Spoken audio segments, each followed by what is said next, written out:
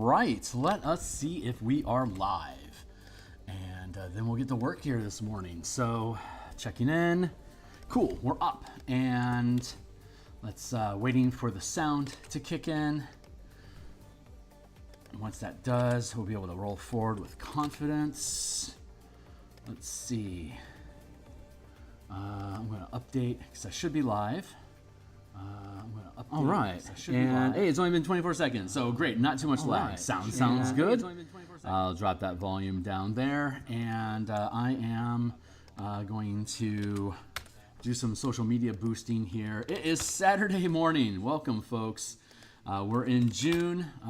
This is the Martial Powers project that I'm working on this morning. I'll be here for the next 3 some odd hours probably. And so on screen here, you can see the cover to a number of books that I've published previously on DMsGuild. They're all linked down below, and they all have free previews for you to check out. So during the course of the stream, be welcome to kick on down there, check them out. If you think they're cool, I'd certainly love your support. I also have a link to my Patreon down below, and if you go through my Patreon on the About page, there's a link to my Discord. You are certainly welcome to hang out with me. We're working on Martial Powers, which is an alternate magic system that gives martial characters the same breadth of options and preparation stuff that casters get in Dungeons & Dragons 5th edition. Those that are familiar with 3rd edition would recognize this as something akin to the Book of Nine Swords, where classes gained a set of different features that they could learn or know. And let me get my screen straight here. Like, subscribe, bell. Hey, we have new subscribers. Thanks a lot, guys. But here's all the links to stuff. So the document that we're working on sits inside here on my Patreon. You don't have to be a subscriber. The YouTube stream is here. Hey. Otherwise, you can click on the Martial Powers button. It'll take you to this playtest document that we are building right now. For you, it will be read only. For me, it is editable. So the whole system is basically, it frames all the, this has options for barbarians, fighters, monks, paladins, rangers, and rogues, plus options for artificer, infusions, and warlock invocations. So the barbarian, fighter, monk, and rogue get a full, basically like Eldritch Knight, Arcane Trickster, Battle Master sort of progression, but it uses the half-casting rules of the Paladin and Ranger. Paladins and Rangers still have spells, but they can mix in all the powers that we build here as well. So they can pick between martial options and spellcasting options, while barbarians, fighters, monks, and rogues only have access to the powers options. They are non-spellcasting magical effects, kind of like on Magic the Gathering. Creature cards will have things that they can do if you spend mana on them.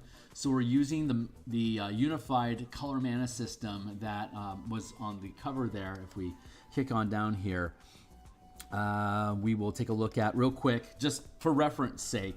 The way that this works is, you can click down here. These are all full preview books, but the full book build here breaks down classes into full casters, half casters, and third casters. So full casters, by 20th level, they have 80 points, except for a sorcerer will have 100.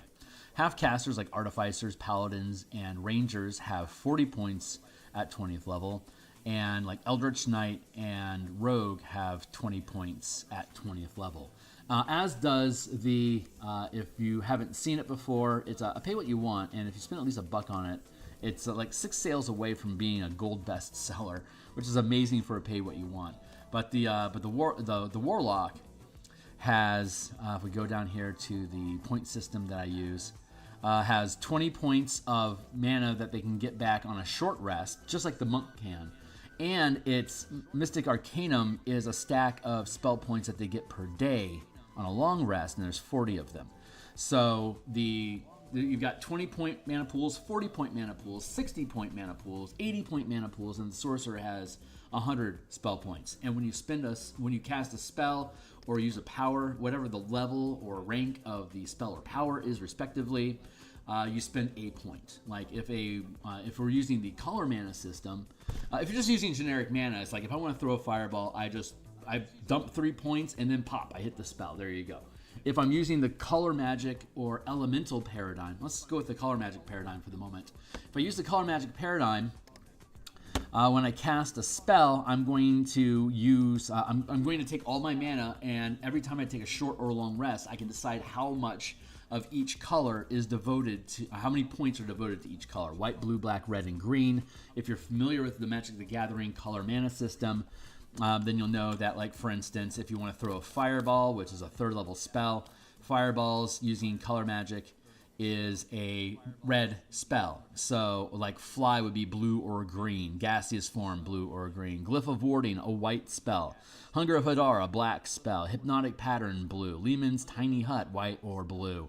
Lightning arrow, lightning bolt. Lightning and fire deal is red. So if I wanted to throw that fireball, it'll cost me 3 mana to throw it, and it's a red spell. So I need to spend 1 point of red mana and then 2 or more points to be able to cast a spell, whether I'm going to upcast it or not.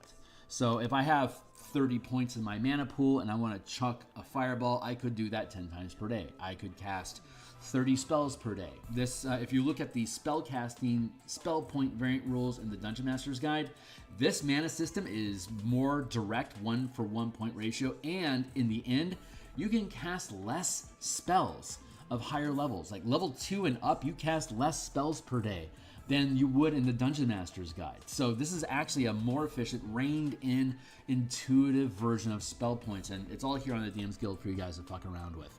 The elemental system, conversely, which we have in the Elemental Key Way of the 4 Elements book, it divides it into air, earth, fire, and water. We also added the color options over here, but air, earth, fire, and water, like a gust spell is an air spell. Mold earth, obviously an earth spell. Produce flame, a fire spell. Ray of frost, a water spell. Shape water, obviously a water spell. Shocking grasp could be air because of lightning, and fire because lightning's like a form of burning. So it worked the same way. If you have 15 points of key, if you're only running one element, if you're an airbender, then you would just have 15 points in air, and there you go. But if you're playing an open-ended, like Avatar-esque type character that could blend any of these elements freely, then you would be able to have like 3 points in air and 12 points in earth and be able to blend your disciplines together. So that's like 2 paradigms, but there is infinite number of paradigms, like spirit versus body. It could be power versus skill versus grit. You can divide spells up that way. We only present 2 paradigms because, well, 3, because you also have just universal spell points that could be used like in the normal 8 schools or whatever narrative you want. If you don't, like, I could just say I'm using color magic. I have 50 points of just mana that I spend, and when I throw a fireball, I'll just describe it as using red mana. And that's a very light version. It's just kind of like with the 8 schools with necromancy. If I'm casting a necromancy spell, I use my necrotic power, and black ropes of energy rise from the grave as the skeleton raises up with it. You know, I'm just using a narrative element, but the flavor is my own. This is a means of reining in the power of full casters to narrow that divide by force. Like, if you want to cast 15 fireballs per day, you have to have at least 15 red mana in your mana pool, and a total of 45 for you to be able to you have to have 15 red mana and 45 total. And if like you only have like say 7 points of red and 3 points of whites, if you eat up all your white casting a red spell, you lose access to your white spells. So you could either learn a spell twice, once just to know it in its native devoted color, and then you learn it again so you could just choose what color it is. So you can start crafting your pool of mana to reflect the kind of character that you want using Dice Try. He's a great YouTube channel. Dice Try provides just thousands of hours of content on how color philosophy can be reflected in characters and in societies as a narrative tool. So if you decide you want to be a Gruul character, emphasizing green and red philosophies in your character of like might makes right or natural instinctive actions, very fitting for a barbarian. Then you would arrange your mana to only be red and green, and if you wanted a white spell and you wanted to bend it into your color pool, you learn it as a white spell, but then you'd be able to access it as, say, a red or green spell. So then you could learn it twice, you have less options, but you also get more spells or powers into the pool of color that you choose to use. And this is all this is all optional. All these rules, like if a DM's like, I want to narrow the divide between marshals and casters, you can implement a magic paradigm that restricts options so that casters have to pick a lane. You're either going to be broad with like few options per aspect of your paradigm, or you're going to reduce the amount of spells that you have so they're all going to be available inside of the paradigm inside of the aspect of the paradigm that you want. I'm going to be a red caster, so I'm going to have to spend extra, either spending gold and time to research spells to become red, or double learning them so spells I normally wouldn't be able to cast as red, I can. So that's a way you can reduce and constrain and create a little bit of, like, this is a very first edition approach, second edition, or even third edition approach to crafting spellcasting. So when we're looking at the martial powers system, you're a half caster. There's a total of 165 different powers. 115 of them require mana, and 51 of them don't require mana. They're basically like cantrip sort of effects. So when you're building your mana pool as a martial character, again, it could just be universal key or universal mana that doesn't have a paradigm. You could apply a paradigm that is only descriptive in nature, providing guidance on what the narrative of your powers are, or you can actually implement a mana point magic paradigm that requires you to devote your mana to different colors. The big difference here is that none of the powers are pre-assigned a color. But when you're doing martials, we generally recommend like 2 colors max. Like Gruul, for instance, red and green. That way you don't have to split up your pool too much. But there's only 5 disciplines of power in total. There's exploits, which modify die rolls, and like movement. They modify actions or die rolls that you make. Maneuvers are like point and click spell-like abilities that you can afflict upon other characters. You can affect other creatures with, whether they're your allies, granting them boons, or they're like curses or banes, or like instant effects that punish your punish enemies. There's reactions, which are self-explanatory. They're either opportunity attacks that you could trigger as an opportunity attack. Or otherwise, like modifying die rolls, or like this one, anticipate, as a reaction to when a creature within reach of your weapon attacks that you can see, within range of your weapon attack that you can see makes an attack. Before they roll to hit, you make an opportunity attack, which could end up spoiling their attack themselves. So, and then you roll a number of power dice equal to the amount of mana channeled this way, adding the highest roll to the attack roll, adding the highest result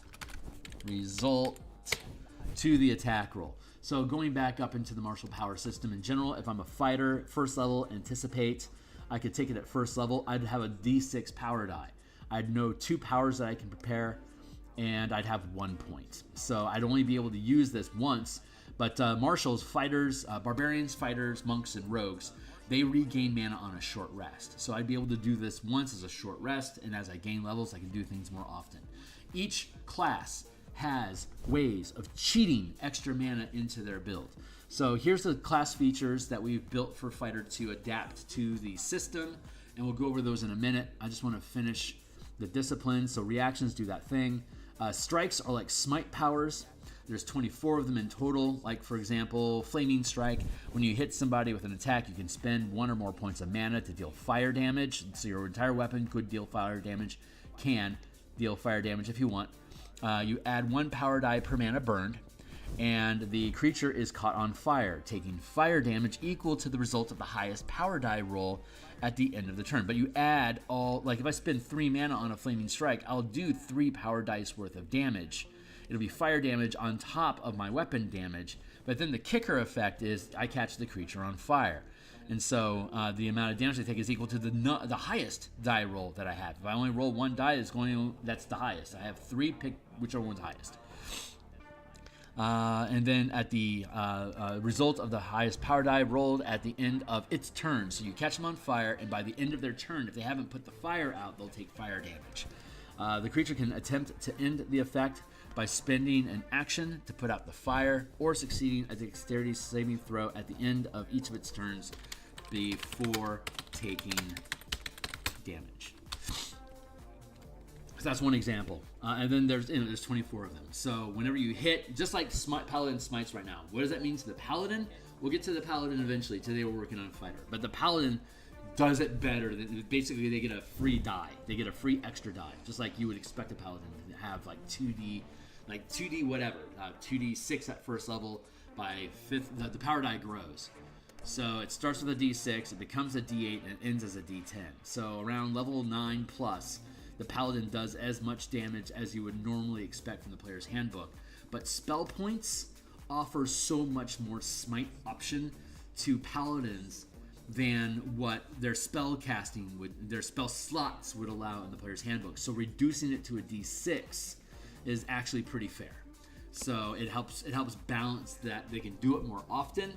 So instead of having them ramp up damage by doing it twice as often, doing twice as much damage, they can do it twice as often, but recurve the amount of damage that they'll do a bit. So like characters dealing damage has never been the issue. Like basically, when you use a smite spell, you're basically like at 5th level, you're dealing as much damage as somebody with a cantrip would be doing. You know, I mean, cantrips do 2 dice automatically, and they do it infinitely. You have to spend points to do that with your attacks. So it scales. Let's see. That was strikes, and then there's sustained powers. Sustained powers are like concentration, self-buff effects that you don't actually have to concentrate on. And you can sustain a number of them equal to your max rank of power. The combined cost of mana. So like if we have a 3rd rank sustained power, it'll cost you 3 mana to sustain it. And if you're 17th level, you'd have 2 points left over. So you could then sustain like 2 first rank powers or another 2nd rank power. So you'd have 5 ranks of power. Thank you, Timely Timer. And so you can have 5 first rank effects or 2 first rank effects and a 3rd rank effect, 2 second rank effects and a first rank effect. You can mix them up depending on how you want to build your character. These things can be dispelled, and they end when you take a long rest. You can sustain them through a short rest, but if you're a short rest, if your mana is regained on a short rest while you're sustaining an effect, you don't get that mana back. So if you're sustaining powers through short rests, you won't get that mana back until you take your long rest when the power gets dropped and you can reset it. And some classes can keep sustained powers active even when they take a long rest. So it just automatically stays on while they sleep. So those are the powers. You have a number of them that you can prepare. You have a total of 16 at 20th level. Each subclass that you can take has its own bonus powers, 2 per level, a total of 10 by 17th level. So at 20th level, you end up with 26 powers, and then again, you can spend them on whatever you want. They're all prepared. So we're going to look at the class features that we've developed for the fighter. A fighter is a martial character, so he regains on short rests. It has the same prep powers. Everyone has the same amount of prep powers. So like barbarians, fighters, rangers, paladins. Rangers and paladins can blend their spell list, and they get their prepared spell. They get their bonus spells from their subclass, and any prepared spells that they have, they could replace with prepared powers. And everyone has access to the entire list of 165 powers. There are rules for restricting access, like you may require rogues to only have access to exploits and strikes, for instance. So there's different options there. But it's assumed that any point can be spent on anything, and that any class can grab that any of the martial classes can grab any options. So your saving throw, when you need to make one, the DC is determined by either your strength, dexterity, or intelligence. Take your pick, plus your proficiency bonus, plus 8, which is standard DC modeling. There's a number of modified features that you gain that are all optional features that I would certainly encourage you to implement. Channel Vitality, which modifies Second Wind at first level. When you use Second Wind, you also regain a number of spent mana equal to the max rank of power gained as a fighter. So a fighter has 1 mana on a short rest, and you also gain Second Wind on a short rest. So during the course of your adventure, before you take a short rest, you can use Second Wind to get hit points back and to get your point of mana back. And that continues to grow as you gain levels. Obviously, at 17th level, every time you use Second Wind, and you can use it twice by 20th level. Twice by 17th level, you would regain 5 mana every time you do it out of the 20 that you have. And then at first level, there's also Empowered Maneuvers, which is beginning at first level. During combat, when you take the attack action, you can forego, because whenever you attack something, it automatically triggers initiative in combat. So you can't effectively attack something without forcing an initiative rolls for that creature to be able to make a response. So anytime during combat you take the attack action, you can forego any number of attacks to gain an equal number of temporary free mana to channel a maneuver as a bonus action. Maneuvers, like we were looking at earlier, like point and click effects that point and click powers that affect other creatures. They could also affect yourself, but they're designed to be able to target other people as well. Let's go look at one. Allied Assault. You and your allies gain advantage while attacking a chosen creature you can see until the beginning of your next turn. There you go. So if I picked Allied Assault, you could, any number of my allies could gain up on that creature and gain advantage on those attacks. This is different from Coordinated Attack, which is you can empower 1 ally per mana channeled this way that you can see or hear you, to use their reaction to make an attack. Rolling 1 power die per mana channeled, adding the highest result to the attack against a target you can see. So this could be just one character, 1 ally, using their reaction to gain 1 power die added to their attack roll for a creature that you choose. There you go. And it could be any number of allies. You can empower 1 ally per mana. So I spent 3 mana. 3 of my allies could use reactions to all attack a single creature, and I'd roll 3 power dice. The highest result would be applied to the attack of all 3 of those allies.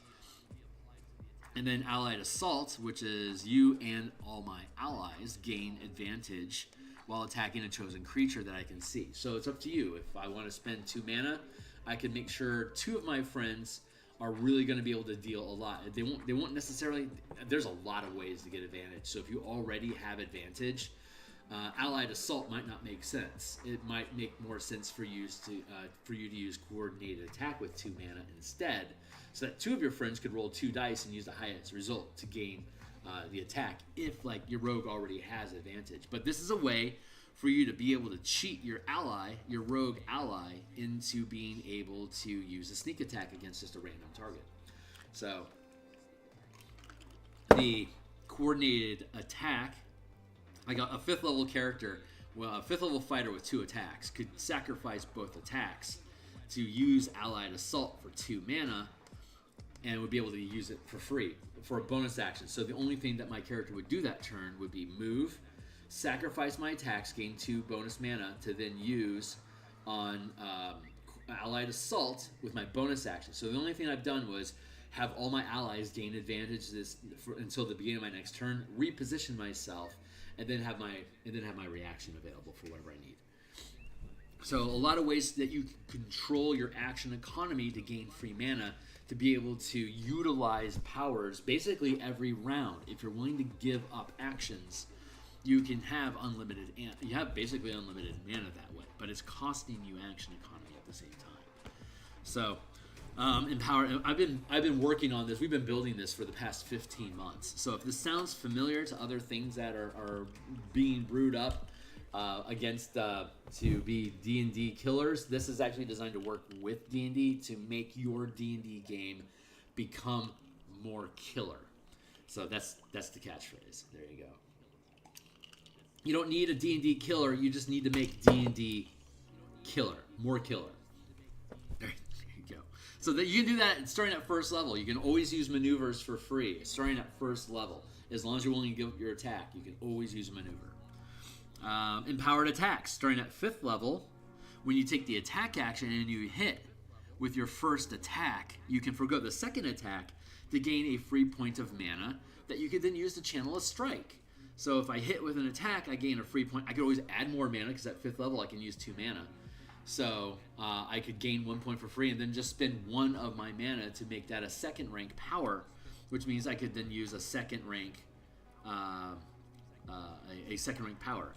Like for example, Blinding Strike, your weapon can deal radiant damage and add 1 power die per mana burn. If I spend 2 points, that's going to be 2 extra damage dice. And in addition, the creature is blinded. And automatically blinded. The creature can attempt to end the effect by succeeding in a Constitution saving throw at the end of each of its turns. That's a real theme in a lot of this stuff. These things are no way more powerful than any spell options that are out there, but a lot of them just automatically do the thing, and then the target has to save their way out of it. They have to find a way to end the effect themselves. We have the option of being able to, coincidentally, I'll mention it now. You can gain feats as powers. And here's a number of combat masteries, which are things that you can just do. Like once you learn how to, say, disarm, any attack that you make, you can just decide to tack on disarm. You won't deal any extra damage, but you can target makes a strength saving throw or object held is dropped in an adjacent square. Two-handed equals advantage on the saving throw. Or grapple, melee only. When you make an attack, the target is automatically grappled. But you can't use the weapon that you're grappling with to make attacks until the grapple ends. And then the target can get out of the grapple like normal. Push, target makes a strength saving throw or is pushed 5 feet away. And here, this is a great example. That you can just do for free. It doesn't cost any mana to do that. You just push them 5 feet. Forced movement in this game, one of the optional rules we have in here is forced movement triggers opportunity attacks. So if you shove somebody out of your reach while they're leaving your reach because you shoved them out of it, you can make an opportunity attack against them. And then you can use Sentinel feat to prevent them from actually taking that 5-foot step if you wanted. So you can shove them using Sentinel. You can then force an opportunity attack that leaves them within 5 feet of you if you chose. So you can basically thread in reactions as opportunity attacks. But we mentioned earlier, opportunity attacks are reactions. And many reactions are considered opportunity attacks. So if I were to use, in that scenario, I could push you, trigger an opportunity attack. I could then use any of the reactions that are considered opportunity attacks. Let's see. Highest result. So the attack roll. This power is considered an opportunity attack. Let's go with, let's see, I'm pushing them. So let's go with something like,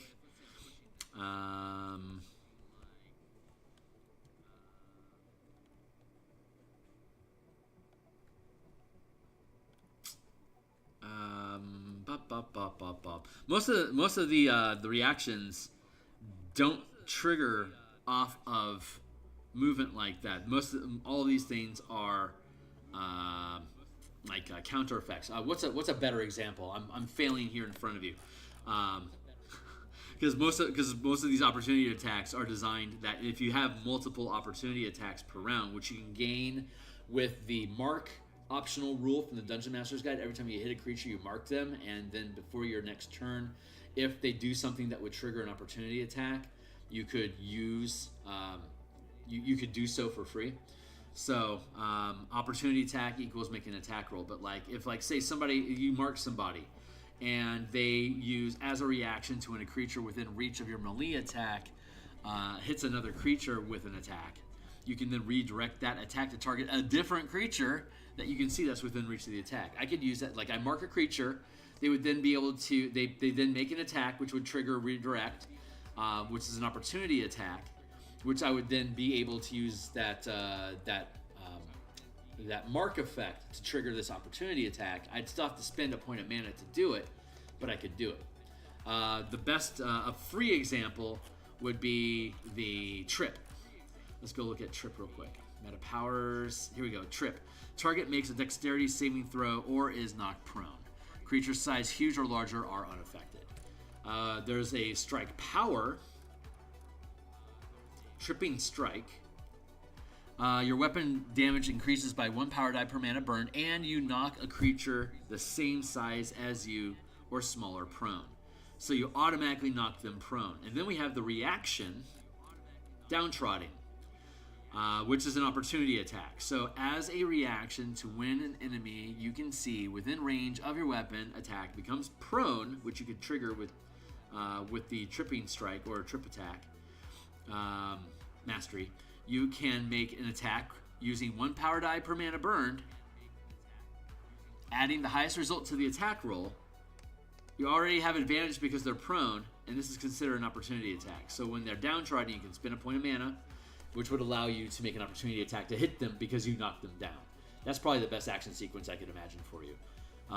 But yeah, so you have multiple opportunity attacks that you can acquire. There's also a sustain power here that allows you to swap out attacks for additional reactions that can be used as opportunity attacks.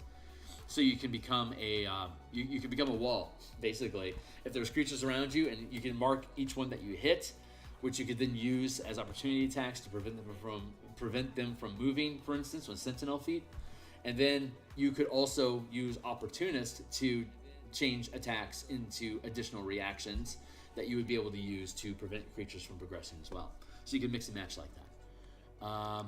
Going back to the optional, so the empowered attacks, you can sacrifice a number of attacks to gain mana to make strikes. Like at 5th level, I could make 1 attack. If I hit, I could then use Tripping Strike for free for 1 mana, which knocks my opponent prone, which I could then use Downtrodden to trigger reaction for 1 mana to then be able to attack them again as a reaction with a bonus to hit.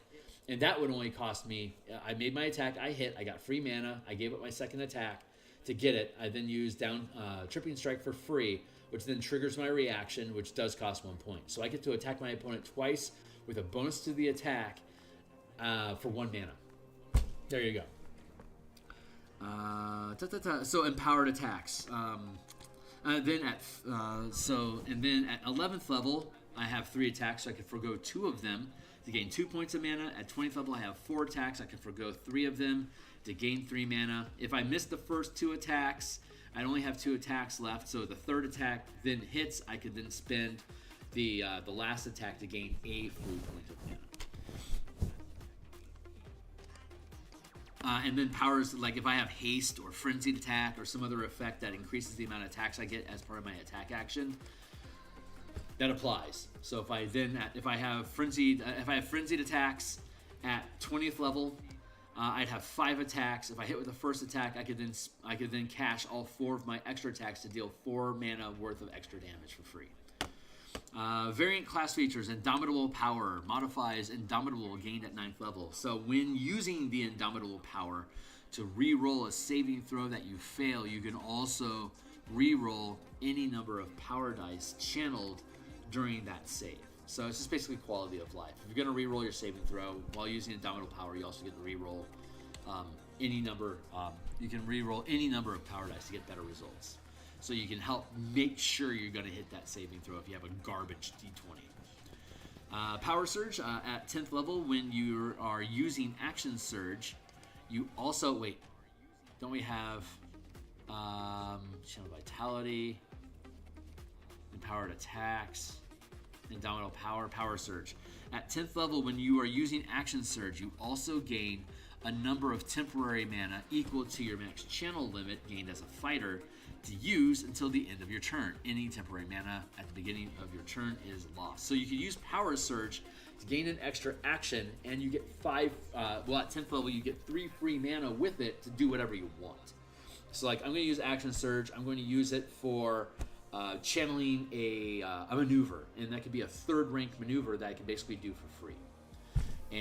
Or it could be I can make an attack, and during the attack, I've got 3 mana to spend during those attacks if I hit with strikes. Or I could use an action to trigger a sustained power to add a buff to myself.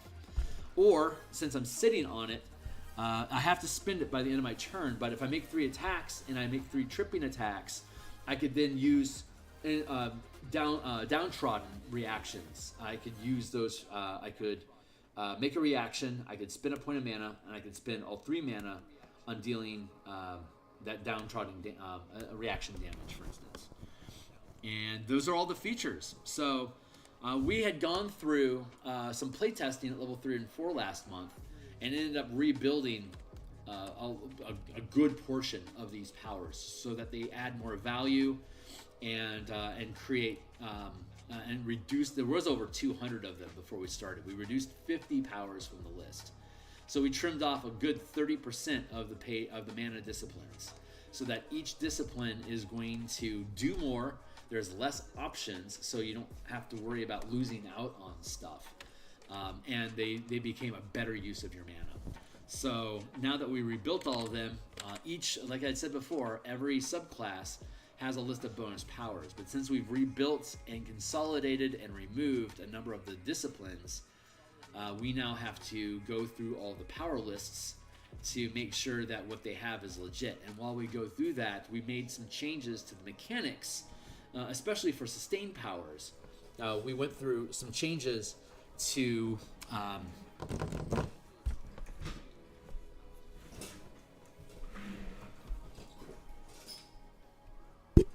so we have to make sure that all of the bonus, all the modified powers that each subclass gets is still going to work with the changes that we made. So we have to go through and do a tech update. So that's what we're in the process of doing. It is 10 o'clock ish. I've got about a little less than 3 hours. So we're going to start hammering through this. Now that you guys are educated about how fighters work, how the basic system works, we can go into and how the powers work. We can go into each subclass. So we're starting with Arcane Archer. I'm going to have my little sidekick over here.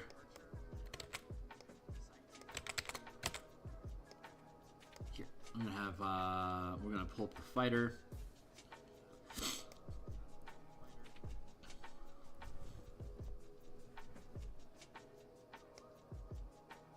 So we have the stack of them. I'm going to make an Echo Knight remake, but I'm not going to. It's not official D&D content, so it's not going to go in this book. But I am going to build an Echo Knight, and I will post it on my Patreon.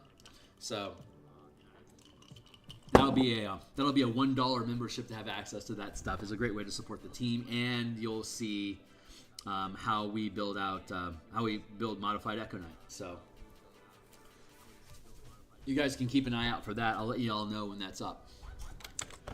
Let's see. Optional features. Echo. Okay, Archer. So Piercer feat. Okay, I was talking about this before, so it's relevant. Feats. Bonus feats.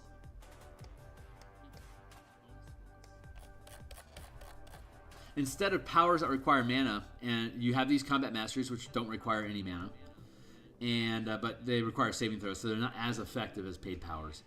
And then there's a total of 32 feats that you can take. If they're half feats, you don't gain the stat bonus, but they're prepared, so you can prepare a feat and then you can leave it behind. So whenever you gain an ASI every 4 or 6 or whatever levels, instead of if the feat you want isn't on this list of 32, then obviously you're going to take it that way. But these characters, I mean, the martial characters don't have any reason to maintain concentration, for instance. So like you don't need combat casting. So like you're saving yourself a feat there. Like almost everything you want to do with weapons is on this list, plus a bunch of other stuff. Anything that's basically like modifying skills or combat is essentially on this list. So you can grab at that stuff. And I may as well make combat casting available on here.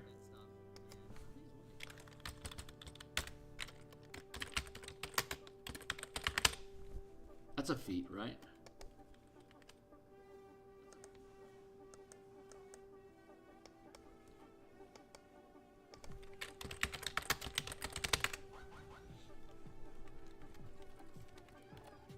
Oh, Warcaster. Do I not have that on the list already? I don't.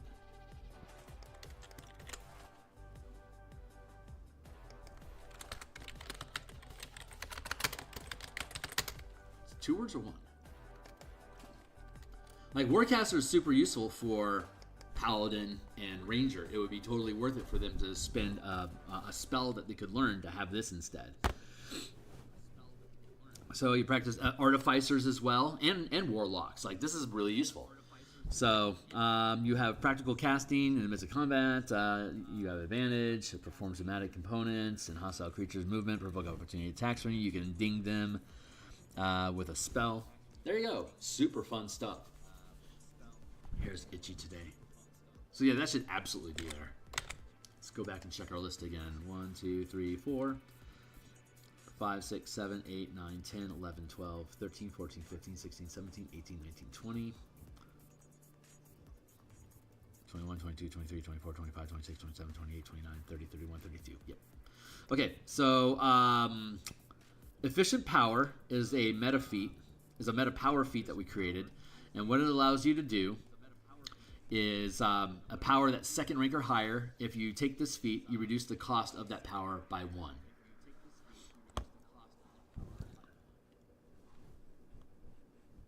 Or rather, you gain a temporary point of mana.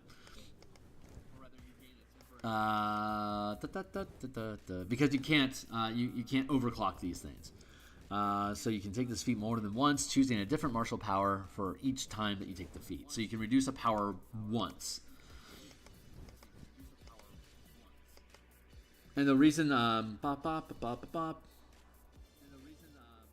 reason we make it gain 1 temporary point instead of making it instead of reducing the cost is because the amount of sustained powers is equal to your rank.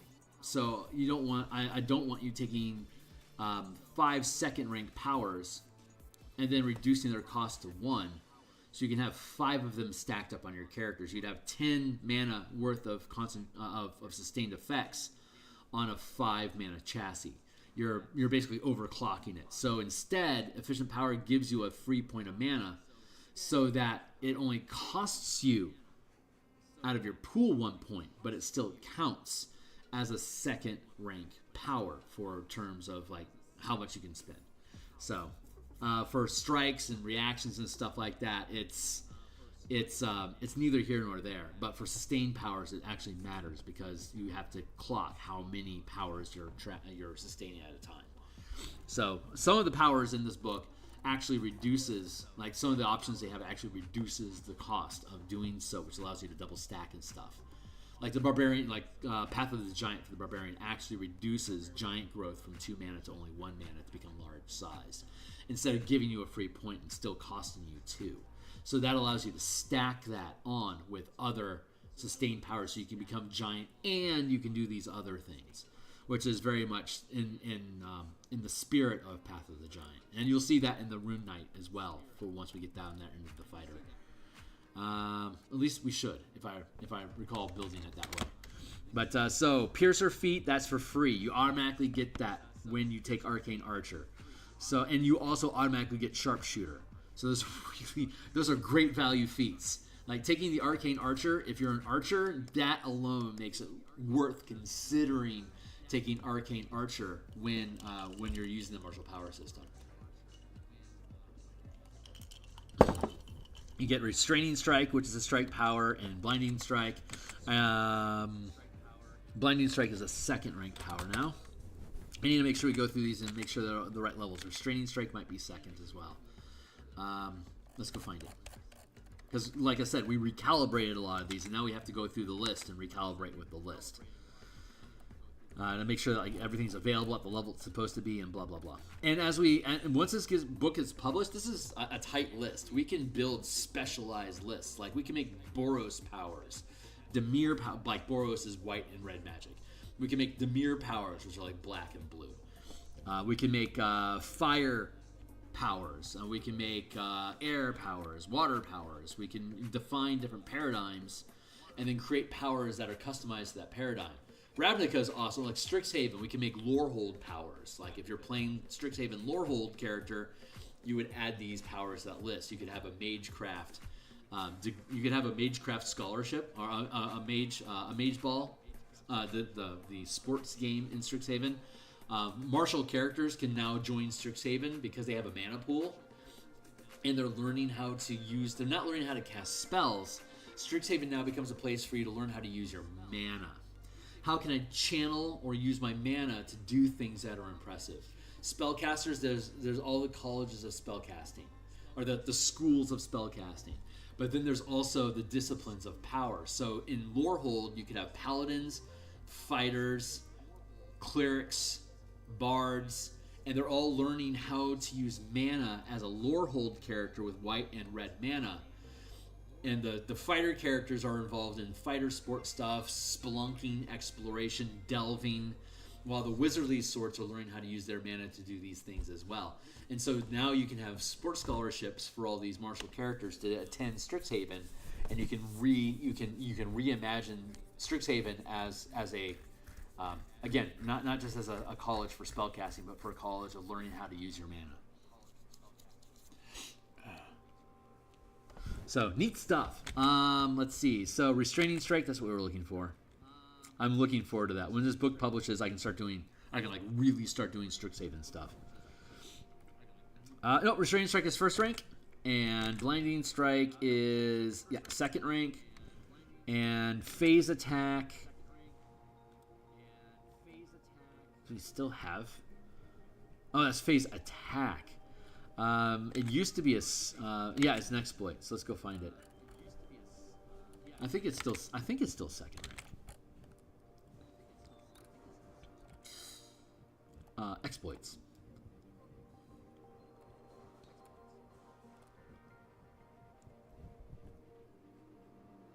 Where did you go? Oh, we got rid of Phase Attack. We consolidated it with Precise Attack. When you make an attack against a target with less than full cover, you can ignore the benefits of total cover, of the cover, and you roll with advantage, and roll a number of power dice equal to the amount of mana that you spent. So you have advantage, you ignore cover, and you get to roll a number of dice equal to the mana spent. It's 2 mana, so you get to roll 2 dice to keep the highest result and add that to your attack. So Precise Attack is expensive, but it's super good. And if you buy it down, you get a free point of mana. Let's see. Delusional Strike. Oh, wait. Precise Attack. Phase Attack. That's gone now. So you just opened up a spot. Let's go look for Delusional Strike and Bursting Strike.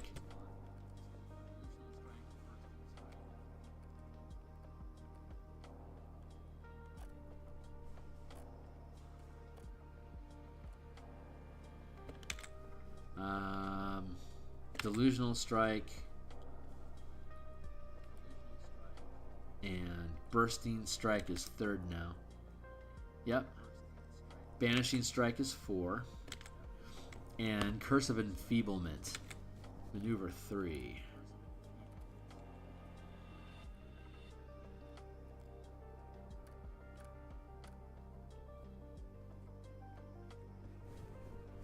Curse of the Muddled Mind. I think we got rid of Curse of Enfeeblement. Oh, no, there it is. Third rank. Yep. You're cursed a creature that you can see to deal half damage with weapon attacks until the target succeeds a strength saving throw at the end of each of its turns. God, that's nasty. We're going to take that and drop it down here. Curse of Enfeeblement. Actually, we're going to do this instead. We're going to take Curse. I'm going to put it here. We're going to take Delusional Strike. And we're going to put it here.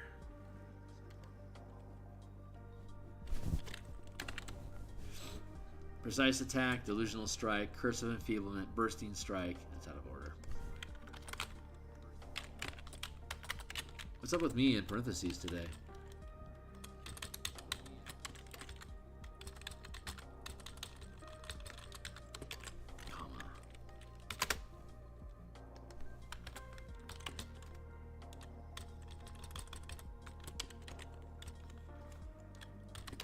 Is this the best use of my time? No. I'm going to stop.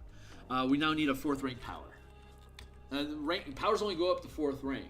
So Eldritch Knights and Arcane Tricksters can choose to learn powers instead of spells, but they have a much slower progression because of the spellcasting. What is a cool high-level power? We already have Banishing Strike.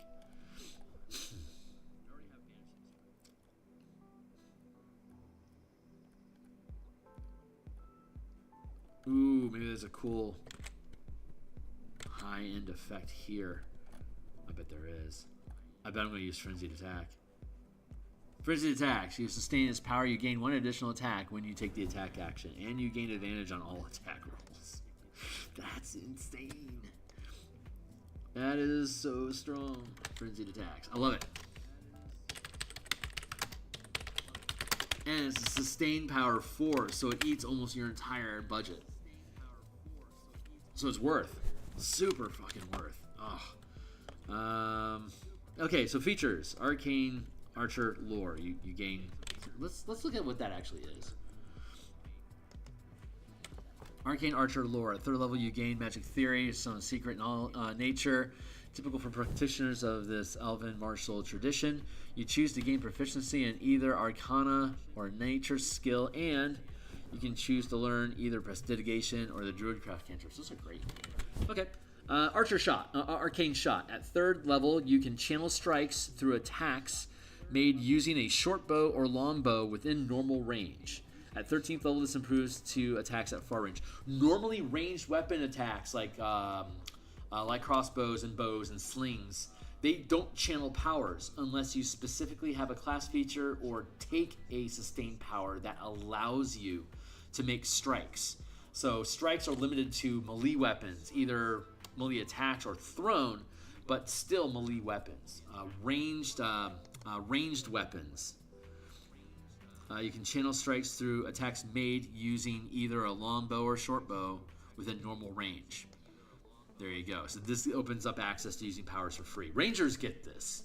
Rangers can choose, one of their options can choose to automatically basically get this effect. So it makes sense that the Arcane Archer would also similarly have access. By the by, a 3rd level Ranger, 3rd level Arcane Archer is a pretty fucking strong build. It's worth multi-classing into.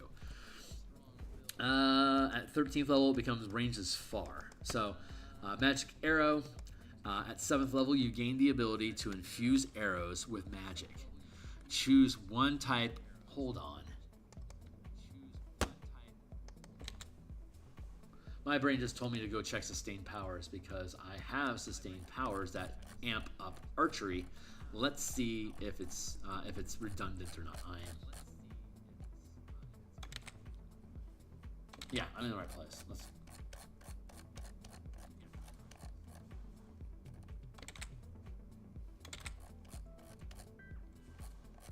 I don't know how I got up here.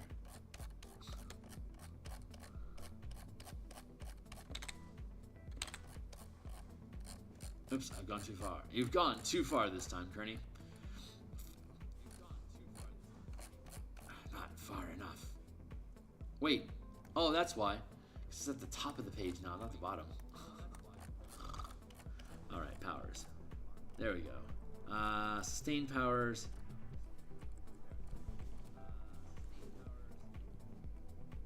Let's see.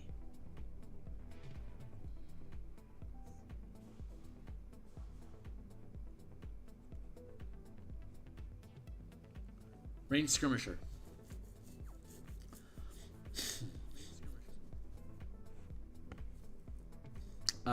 While sustaining this power, you gain the following benefits.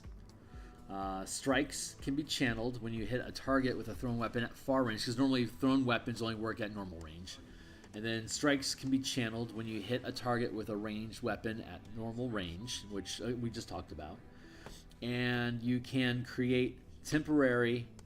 Oh, that's what we should do.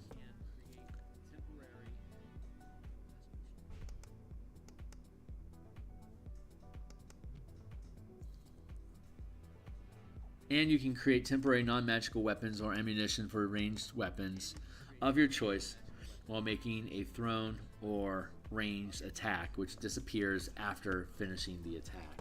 I think we might just give you Ranged Skirmisher for free. It doesn't, like, Ranged Skirmisher is always active. That might be the best way to resolve this. I'd like to reword it.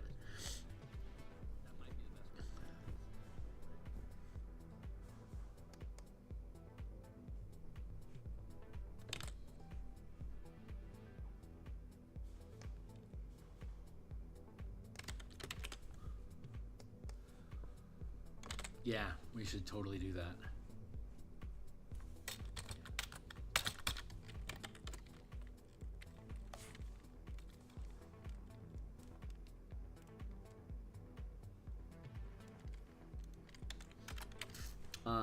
In addition, you can create temporary non-magical weapons or ammunition for ranged weapons at your of your choice while making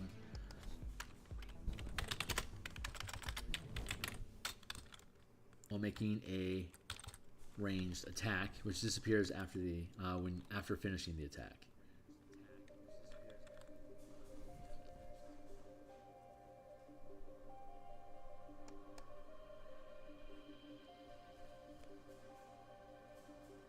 This should be a separate category. Cut.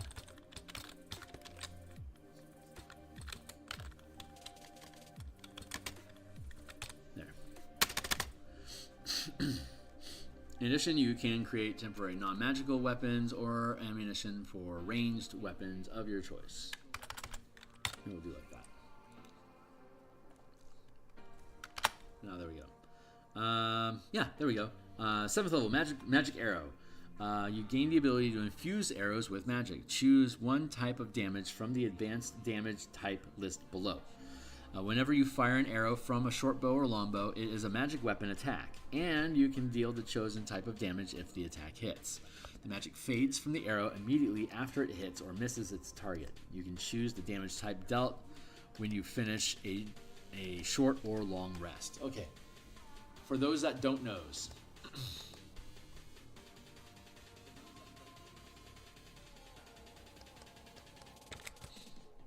the other free powers that you gain, because there's feats, there's masteries, and there's damage types. So you can learn how to deal magical damage, or you can prepare yourself to be able to do so. At first level, or as a first rank power, you can choose one of these damage types per prep. I can prepare myself to always deal acid damage with my attacks. It's any weapon attack that you make, which includes natural and unarmed attacks, or whenever you deal damage using a power, you can choose this damage type automatically all the time. So it'll cost you a power to do it, so it's going to eat up your prep space. But acid, cold, fire, lightning, poison. There you go. And at 5th level, you can learn force, necrotic, psychic, radiant, and thunder damage. This encourages DMs to create creatures that have exotic damage resistances or vulnerabilities. It helps feed into because your characters can deal any kind of damage they want if they choose.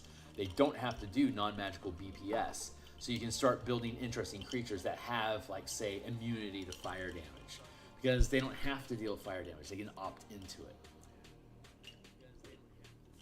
Or they can be vulnerable to radiant damage, so that your team is going to want to opt into radiant damage and automatically crit.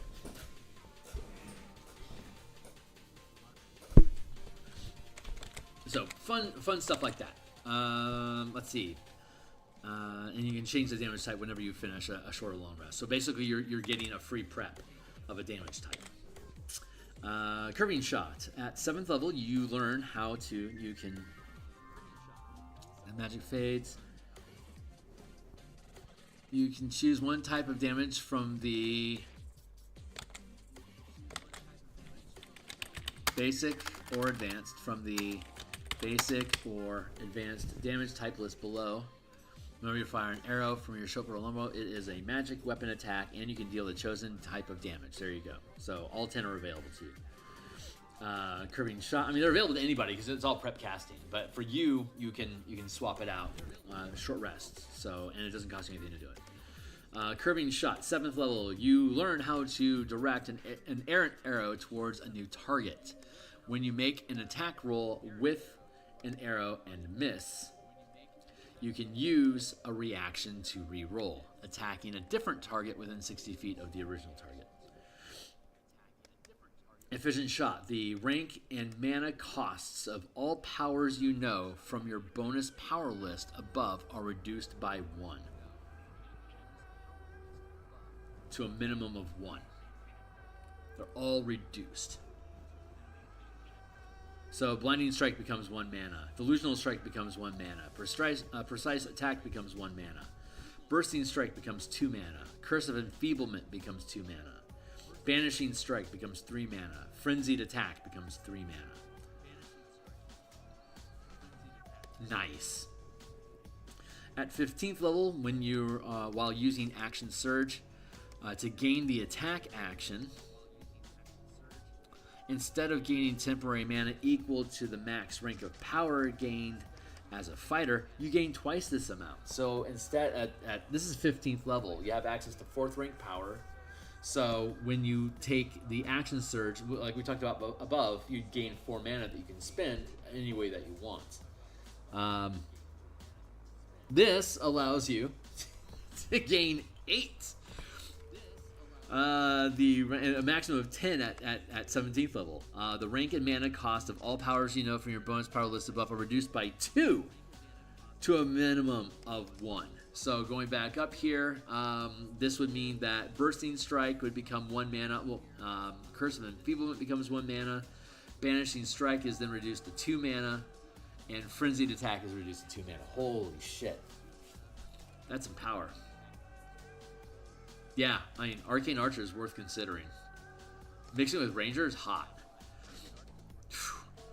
Banneret, Purple Dragon Knight. It's actually worth something in this. So let's go ahead and again look at what we're working with.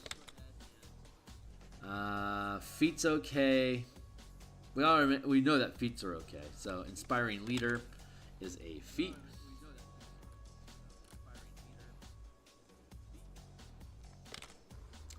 So we got Swift Assessment if that survived the change.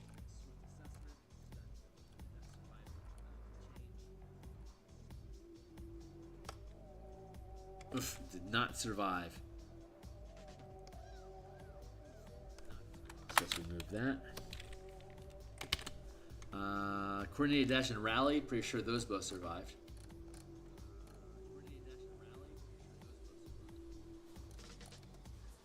Coordinated Dash, you can empower 1 ally per mana channeled that can see or hear you to use their reaction to move up to half their speed without provoking opportunity attacks. And then Rally is you and 1 ally you can see gain a number of temporary hit points equal to the total of 1 power die rolled for each point of mana burn. So if I wanted to spend 3 mana, I could roll 3d, like at 9th level, it'd be 3d9, it'd be 3d8, and that's how many temporary hit points I would get and my ally would get. It's like Twilight Druid, but it actually costs resources. Coordinate Dash, Intimidating Strike, I think that still exists, right, as a 2nd rank power.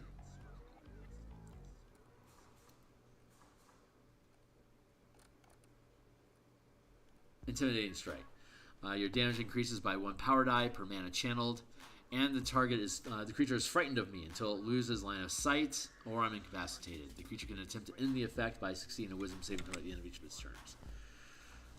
Deadly Presence is 2nd rank sustained power, so this is something you just turn on, and it stays on.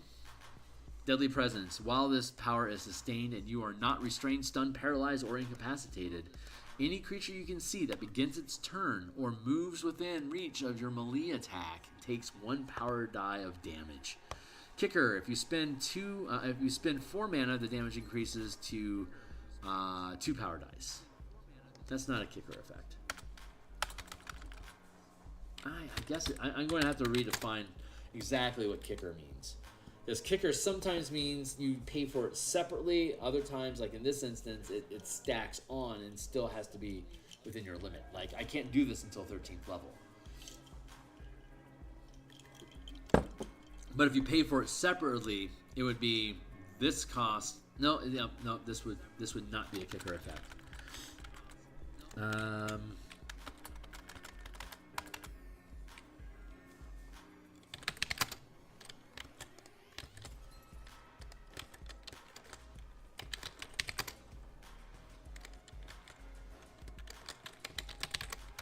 Why?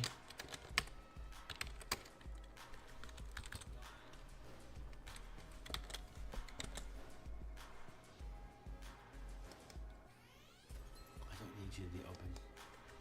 That would be expensive. You could buy it down, so it's only 3.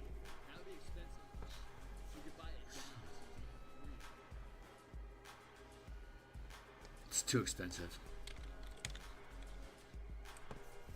That's fair.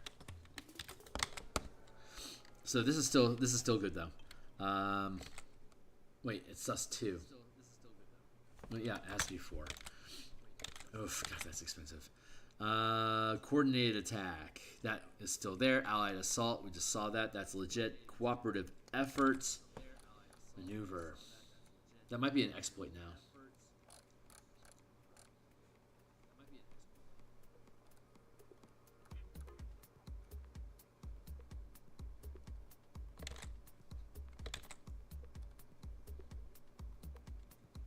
Not here. I think it's an exploit now.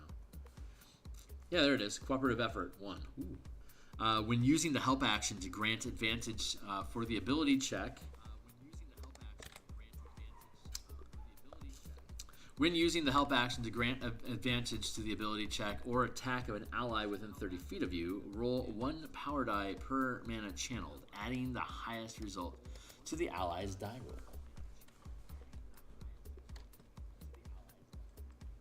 Oh, okay. So you're basically it's basically bardic inspiration that costs you a point to do it. Fucking sweet.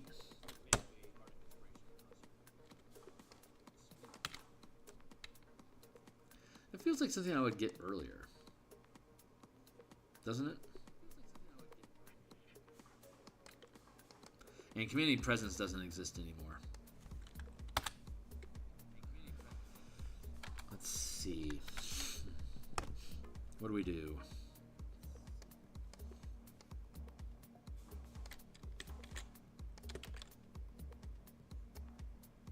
We do this.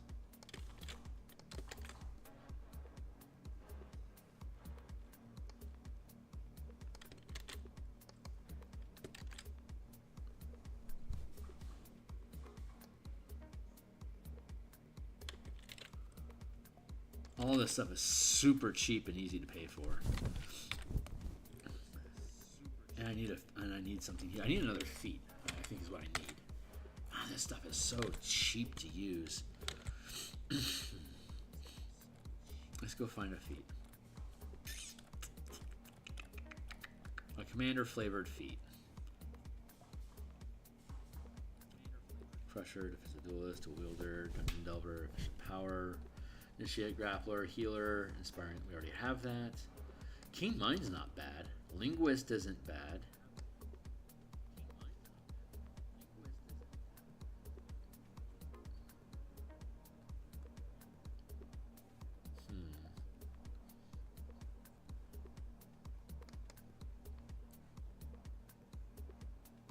I think Keen Mind makes the most sense.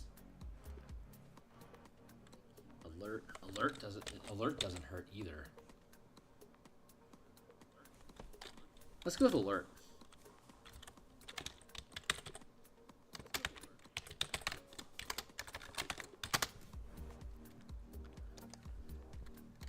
And now let's go find something choice.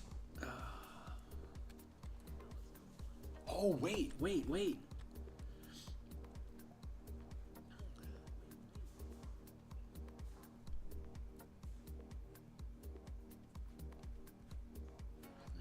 Roll, trip, stagger,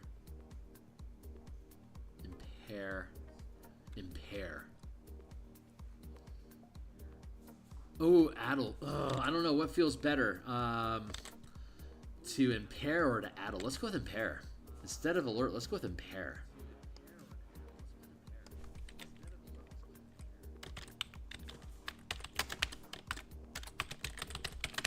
I don't dole out masteries often. That's a good one.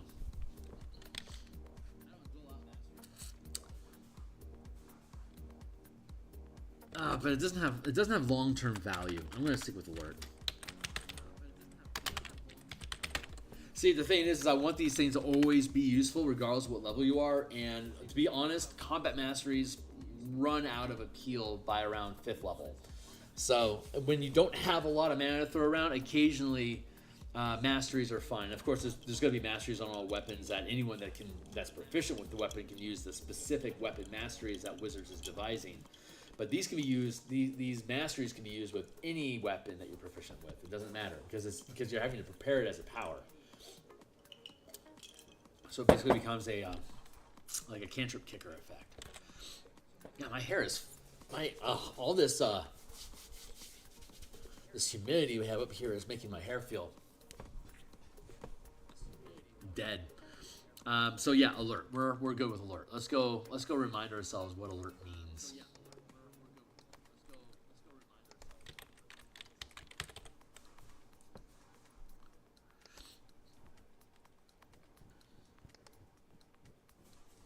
Yeah, this makes sense. +5 to initiative. Jesus. Can't be surprised.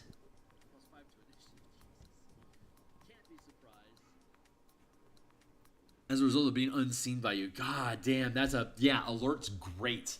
I am totally cool with that for the banneret. Cheers. And we still have a high rank power that we need. So let's go. It could be anything. Master of Fate. When you trigger this power, roll 3d20 fate dice.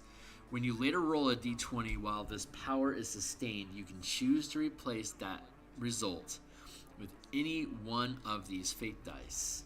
In addition, while sustained, you can burn 1 mana to replace any of them or to regain 1. It's not bad. I think we can do better.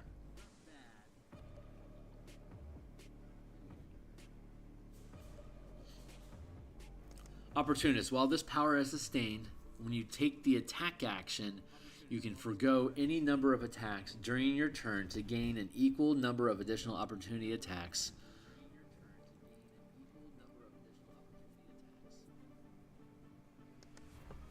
Let's do this. An equal number of attacks +1 of additional opportunity attacks to make it really worth giving up those attacks. If I give up 1 attack, I get 2 opportunity attacks. I like that.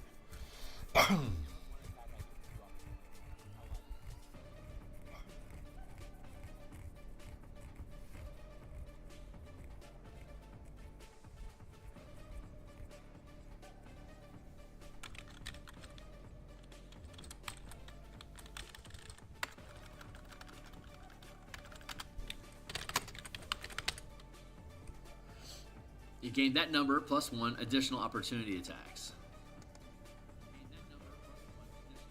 that can be used before your next turn. Okay, that's good value. That's good value. I like that.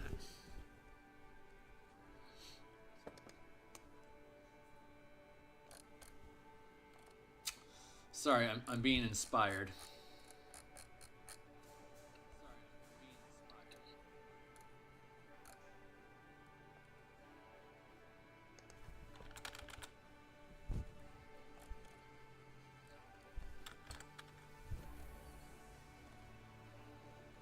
Martial powers, reactions, durations, targeting, visual effects, disrupting, dismissing powers, forced movement, kicker costs, affecting giant creatures, marks.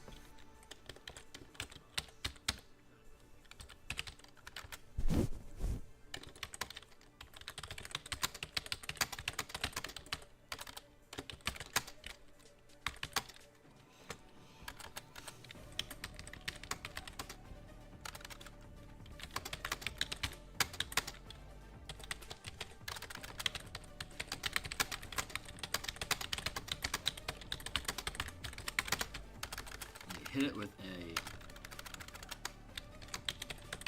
attack.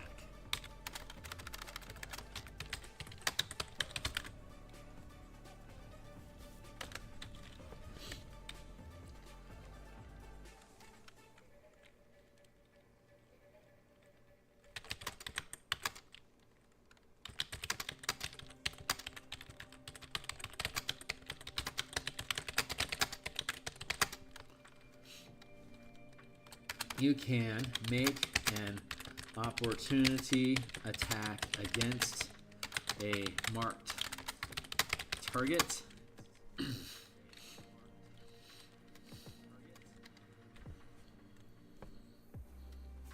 Allows you to mark a target when you hit it with a melee attack.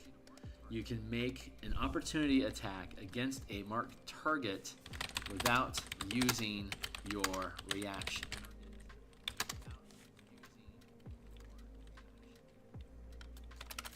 Until the beginning of your next turn. You're still limited to one opportunity attack each turn, including your own. There, adding the mark language in there is important because that is something that I've been paying a lot of attention to since I found that in the DMG. So I want to make sure that is implemented in part of the system.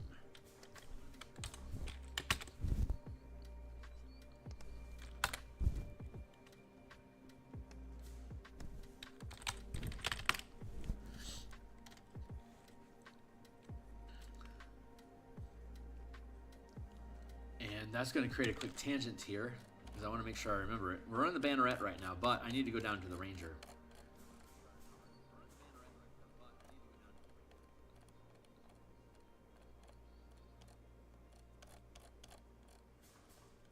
Fucking A.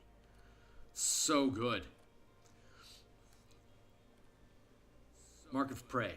First level feature. Replaces Hunter's Mark, Favored Enemy, and Favored Foe class features. Starting at first level, you gain 1 point of temporary mana that you can use, that you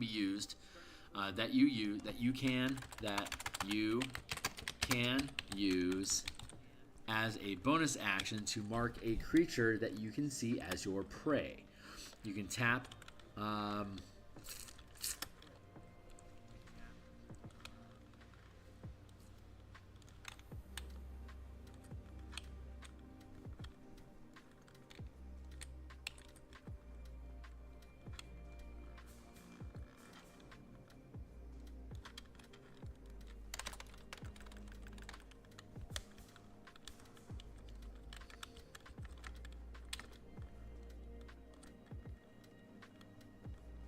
bonus action.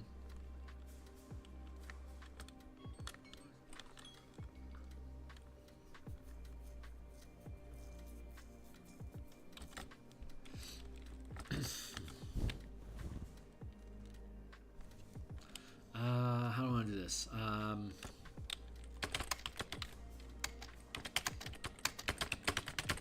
The mark can be sustained as a first rank power and first rank power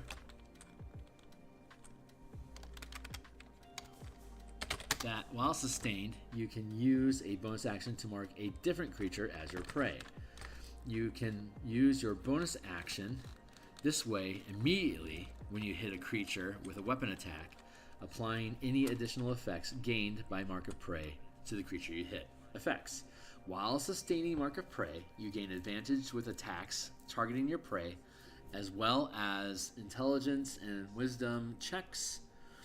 When you hit your prey with a weapon attack, you gain 1 temporary point of mana to channel a strike. For example, if a first level ranger hits, I don't need to have that there.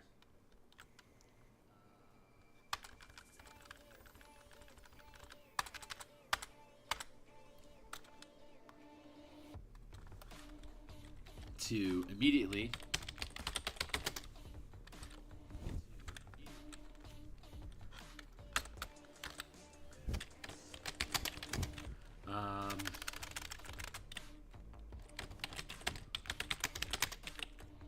your chosen prey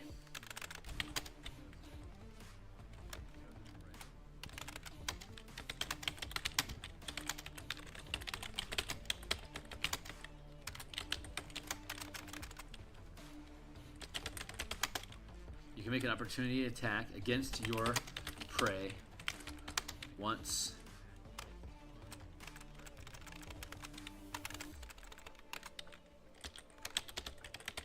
your prey without using your reaction.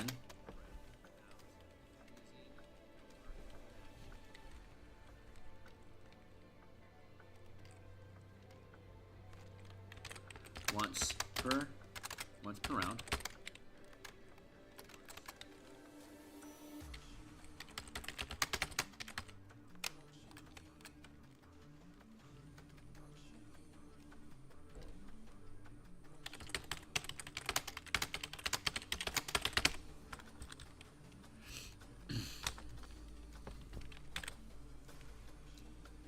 And you can use this feature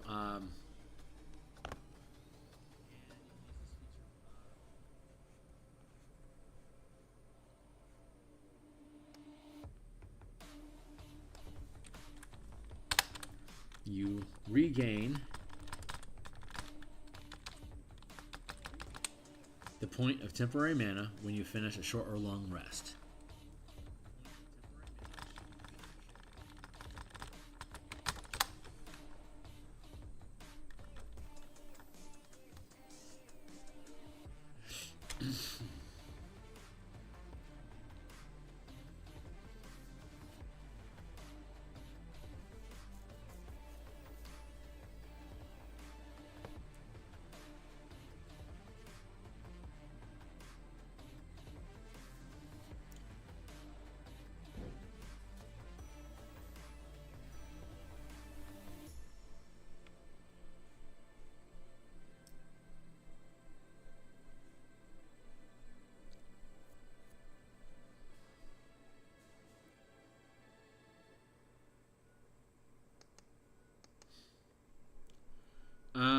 Regain the temporary point of mana.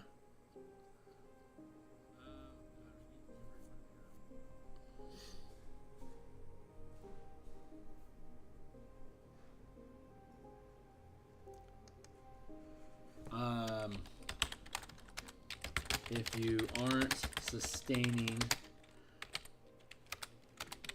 Mark of Prey,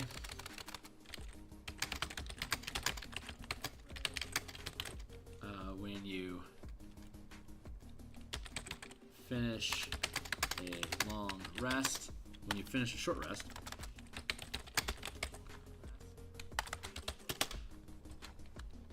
you regain the point of temporary mana. Starting at 7th level, as a ranger, when you lock, you can sustain while you're unconscious. Starting at 7th level as a ranger, when you sustain Mark of Prey,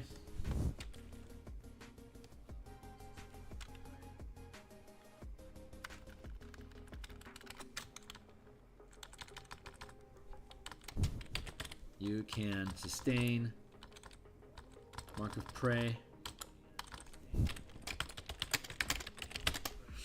while you're unconscious and during a long rest. You don't regain the point of temporary mana while Mark of Prey is sustained this way.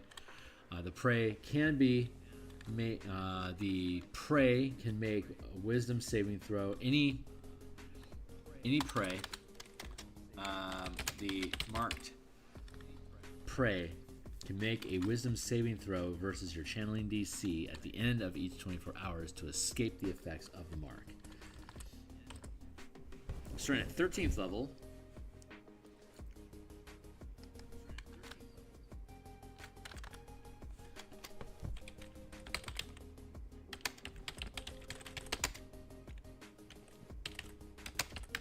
sustaining this effect, you can mark a different creature as your prey as part of an attack without using a bonus action to do so once during your turn. Additionally, you can score a critical hit when you hit your prey. You score a critical hit against your prey. You score a critical hit against your prey with a roll of 19 or 20. Mark of Prey can be combined with empowered attacks. I don't need that.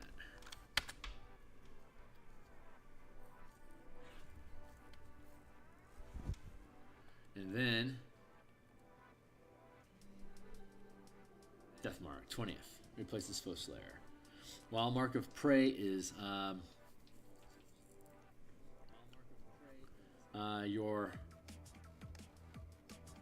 is sustained.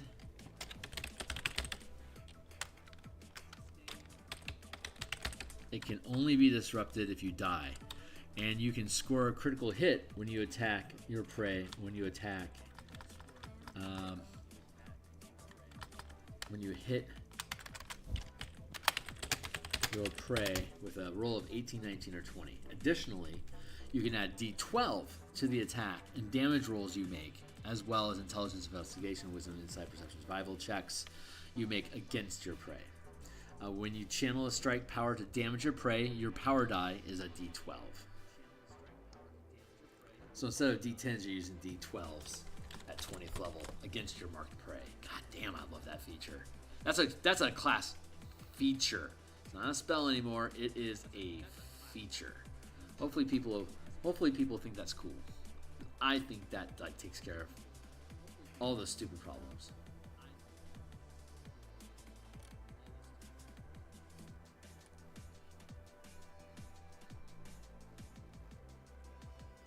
Good.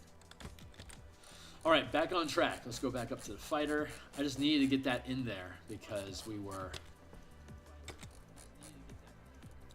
modifying the stuffs. But oh yeah.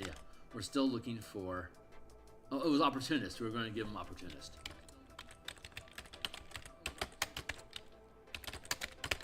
Nice. So you can make use of those marks.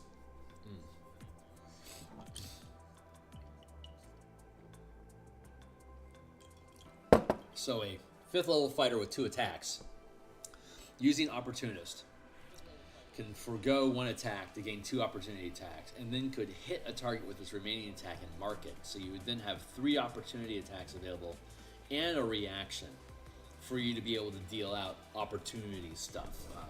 Redirecting attacks, reducing damage, swapping spaces with characters. All that fun stuff that you can do. Let's see. So that's solid. Rallying Cry.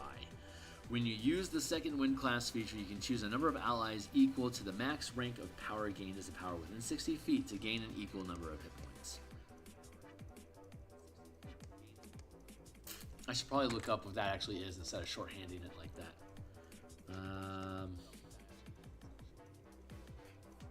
Purple Dragon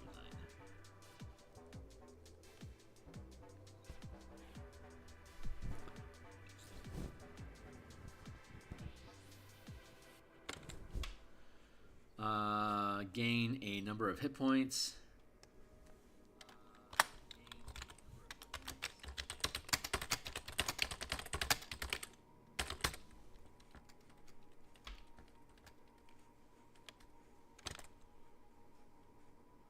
You can choose up to 3 creatures. This is a 3rd level. You can use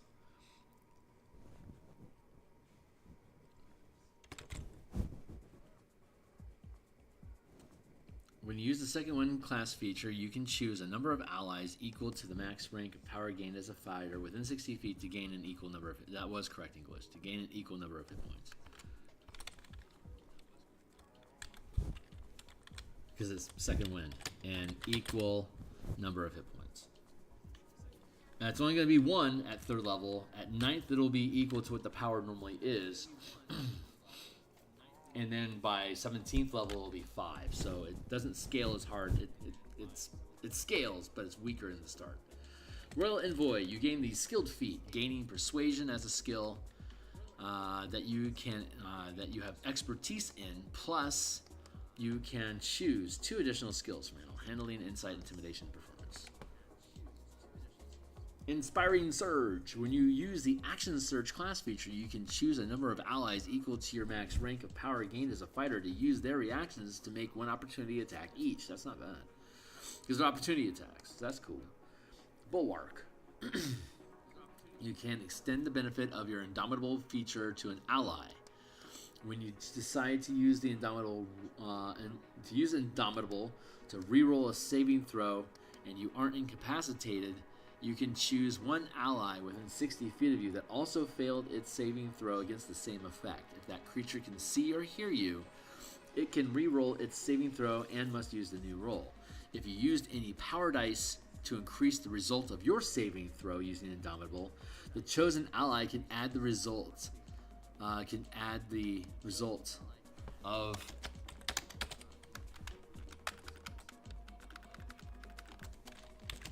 power die result. You can add the highest power die result to their saving throw as well. God damn, that's really good. Reactive maneuvers. Starting at 18th level, whenever a creature provokes an opportunity attack, you can use your reaction to channel a maneuver that targets that. Okay, let's look at that again. Reactive maneuvers. Starting at 18th level, whenever a creature provokes an opportunity attack, that you can use your reaction. Provokes an opportunity attack, comma. You can use your reaction to channel a maneuver that targets that creature instead. Oh, neat. So if I would have an opportunity attack, I could use my reaction, not an opportunity attack, but use my reaction. I have one per round.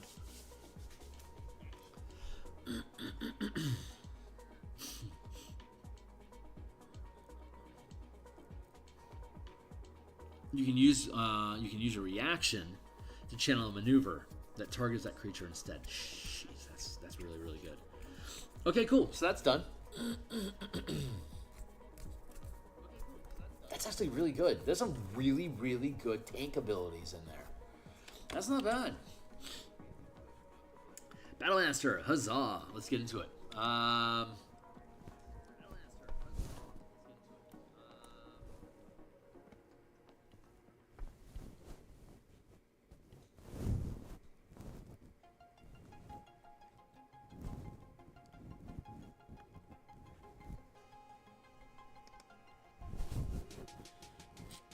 We'll check this out in a minute.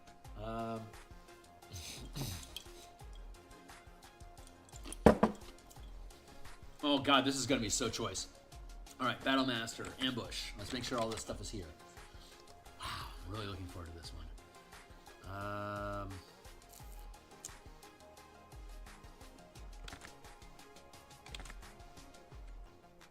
Where did Ambush go?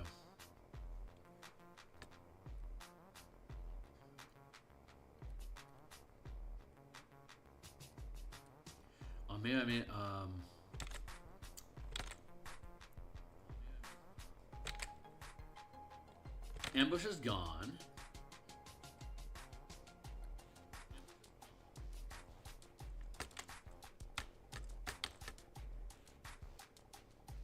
Oh, because it was only a bonus to initiative and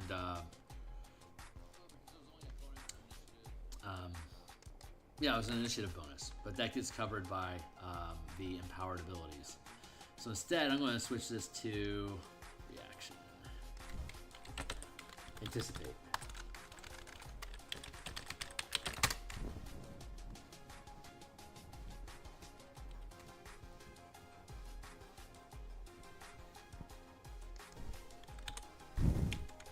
Coordinated attack.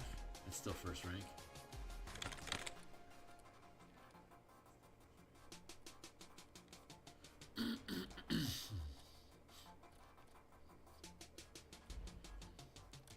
Where we go? Coordinated attack. Commanding presence no longer exists. Disarming strike is still present. Distracting strike, I think that's still first rank, right? Yeah. Coordinated attack is still a first rank maneuver.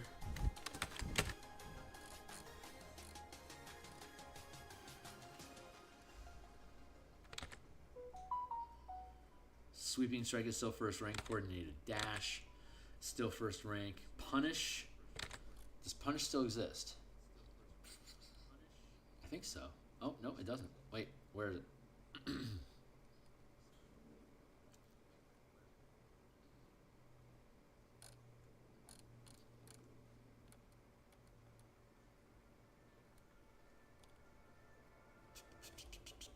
Nope, no longer exists. So we'll get rid of that one.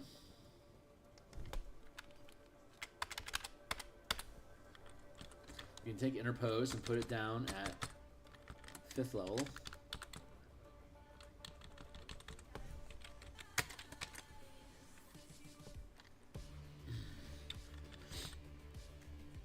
God, look at all that low first level stuff.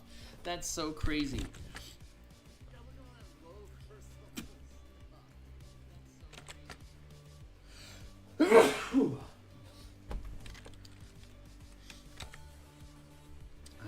Let's see. So we want to scoop up exploits.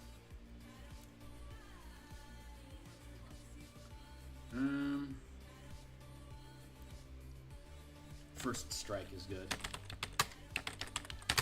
That's exploit 3.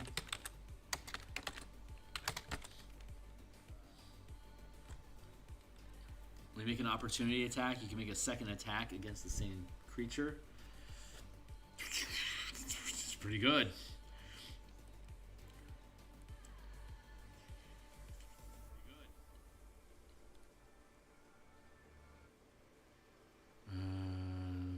Let's see.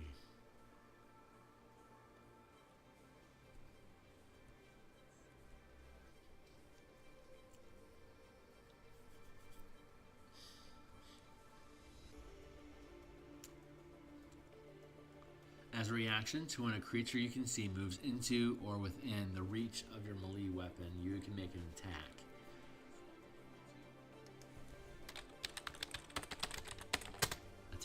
Even if the target is using the disengage action or the movement is forced.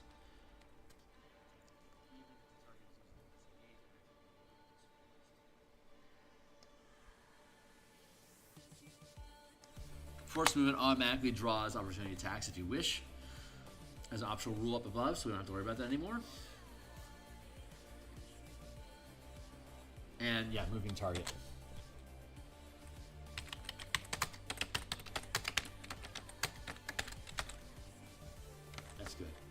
Good setup.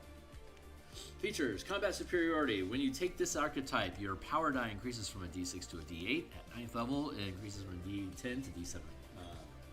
To D10 and then a D12. So like I was saying, you start with a D6, you get a D8, and then it becomes a D10. The Battle Master starts with a D8, D10, and then D12. So the Battle Master is like the top-notch fighter type. Ready for anything. When you use second wind feature, you can replace a number of powers you have prepared equal to your max channel limit with an equal number of powers you have readied on your sideboard. When you use the second wind feature, you can replace any number of powers you have prepared with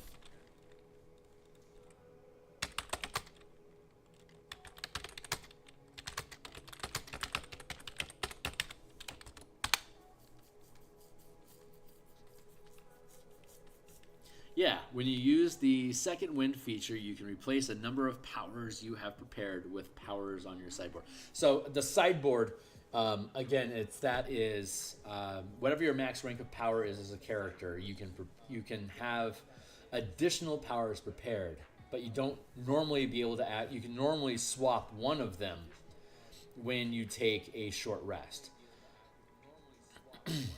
I think it's actually any number. Let's go look at that. It should be any number of them, honestly. It should be any number of powers.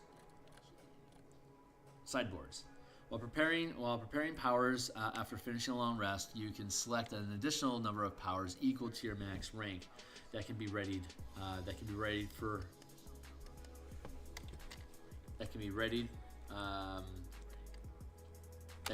for use as well. Any number of readied powers can be swapped with an equal number of prepared powers when you finish a short rest. Prepping powers become readied.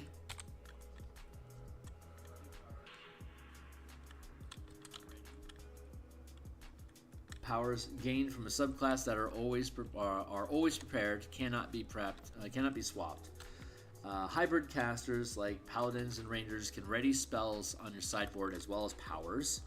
Artificers and warlocks don't have sideboards.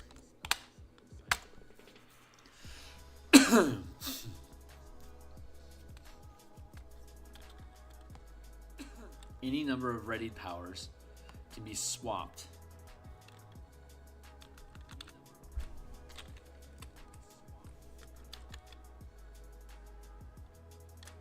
that can be readied, that can be learned. There we go.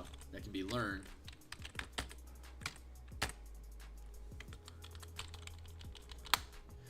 while preparing powers after finishing a long rest. You can select an additional number of powers equal to your max rank that can be learned as well. That can be learned. Not readied. That can be readied. That can be readied as well. Any number of readied powers can be swapped with an equal number of prepared powers when you finish a long rest, short rest. There you go. So that's the short rest rules. And so ready for anything, that's perfect, because ready for anything works into ready. That actually is perfect. When you use your second wind feature, you can replace any number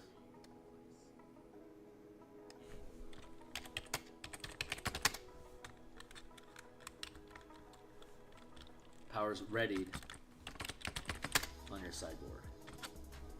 Student of War. Gain the skilled feat. You must choose one artisan tool among the 3 skills or tools selecting.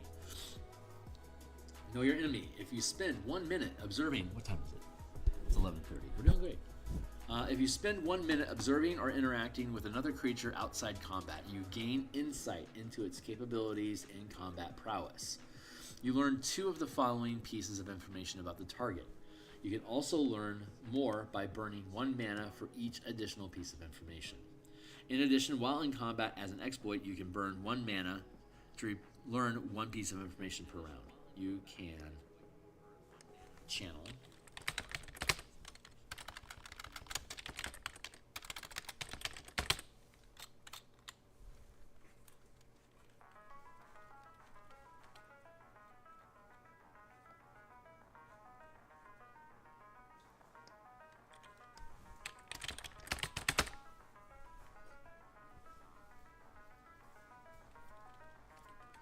ability bonus, saving throw bonus, if it can cast spells or channel powers in the maximum rank, level, or rank, if it can use any special movement types and what one of them is,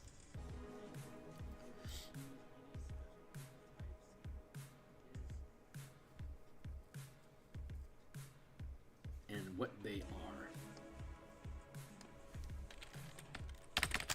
And what they are. Its armor class, its current hit points, if it has any resistances, immunities, or weaknesses.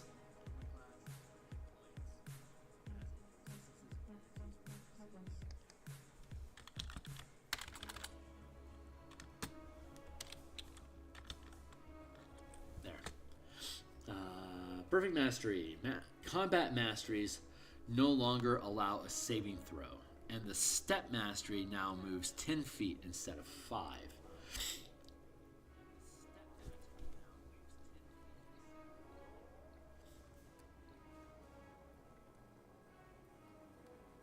Huh.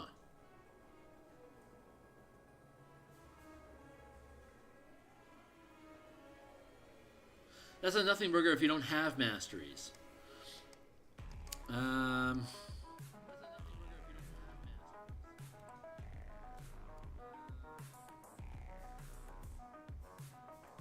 Whenever you roll any power dice, replace any results of 1 to 5 with 6.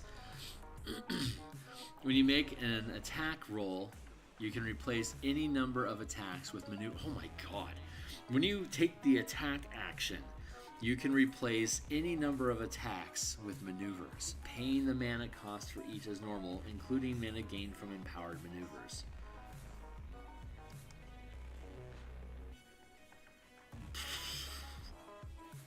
That's really, really good. Unparalleled Power is fan-fucking-tastic. Perfect Mastery.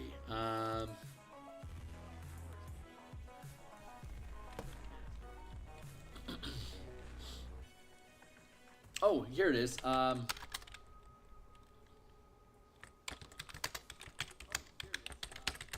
all 9 combat masteries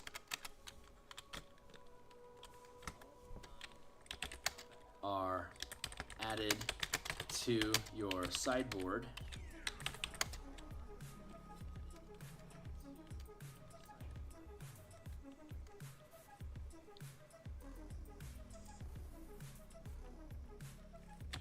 without counting towards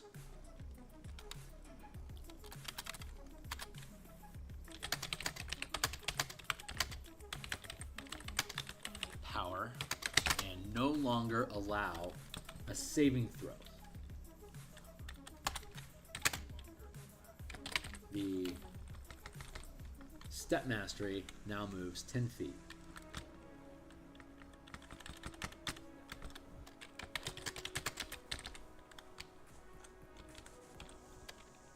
You can add 2 combat masteries to your sideboard at the cost of 1 readied power. That's a good one. You can add 2 combat masteries to your sideboard at the cost of 1 readied power and no longer allow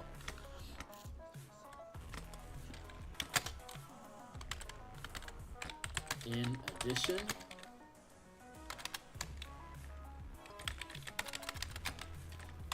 combat masteries no longer allow a saving throw, and the step mastery now moves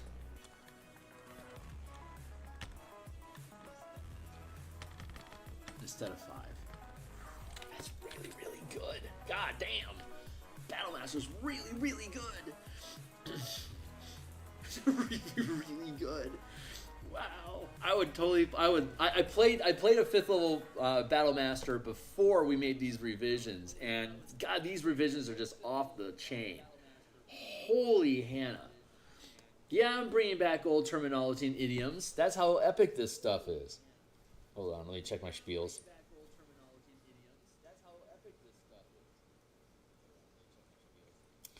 Oh, I have a dentist appointment tomorrow.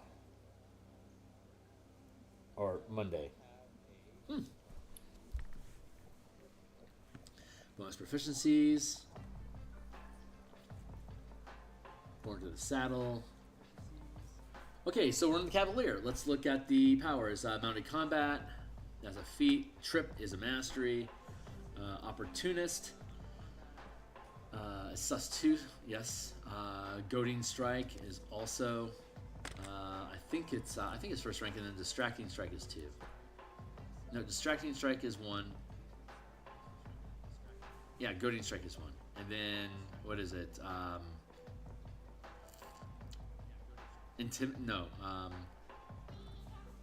Provoking Strike is 3. That's right.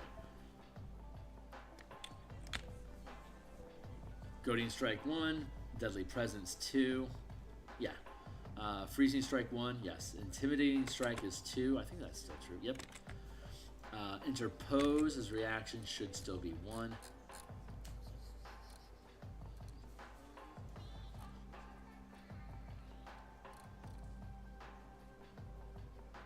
Yep.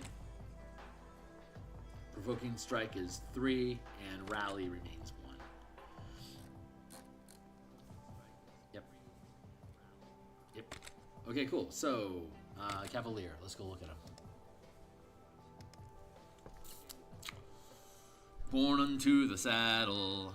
Your mastery as a rider becomes apparent, so you have advantage on saving throws made to avoid falling off your mount. And if you fall off your mount and descend no more than 10 feet, you can land on your feet. Oh, descend is how they resolve fall and fall. Okay. Finally, mounting and dismounting creature costs only 5 feet of movement instead of half. Unwavering mark. Born to the saddle. Got it. Got it. When you choose this archetype at 3rd level, you gain proficiency in one of the following skills of your choice. Alternatively, you learn 1 language. No, we're going to do this. This is old. Bonus proficiencies.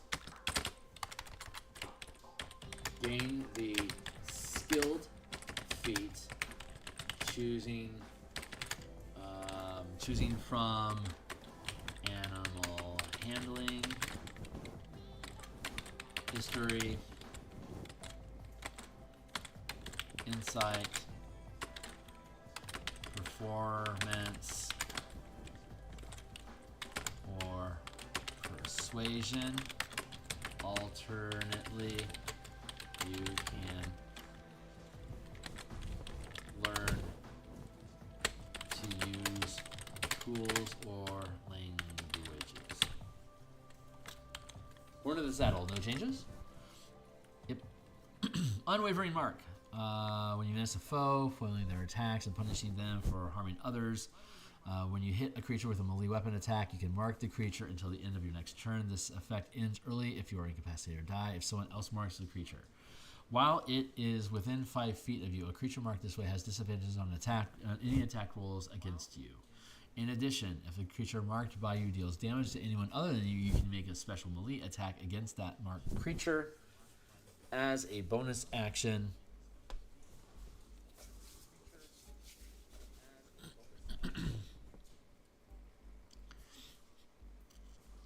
Regardless of the number of creatures you mark, you can make this special attack a number of times equal to your strength modifier. And you regain all expended uses of it when you finish a long rest. Okay, we can modify this, and we can make this better.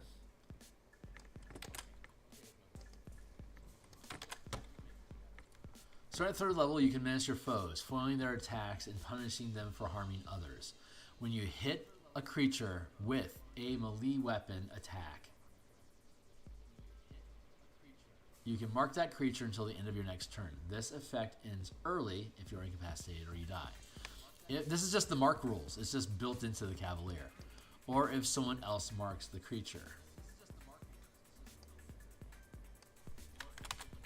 Or die. While it is within 5 feet of you, while it is within reach of your melee weapon attacks,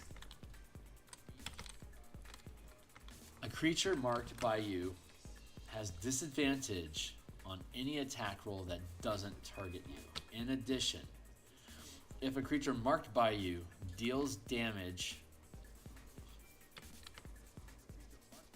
to anyone other than you, you can make a special melee weapon attack against the marked target creature as a bonus action. You can make against them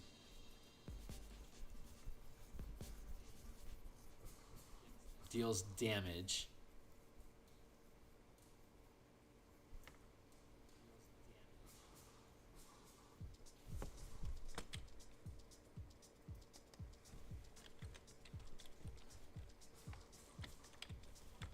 in addition, if you can make an opportunity attack against a creature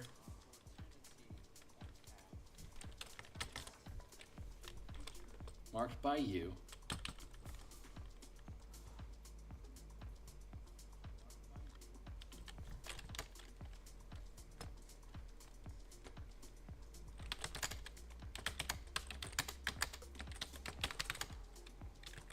you can use a reaction power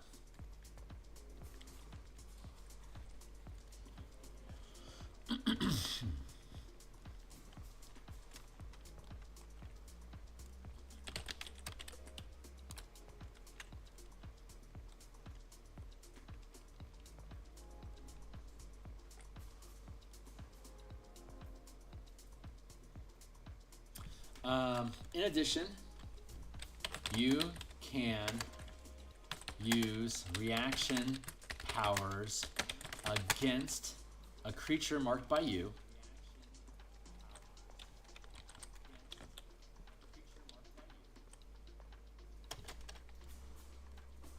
in addition, you can use reaction. You can use a reaction power that is treated Is it treated or considered? Hold on. Oh, this is gonna be good.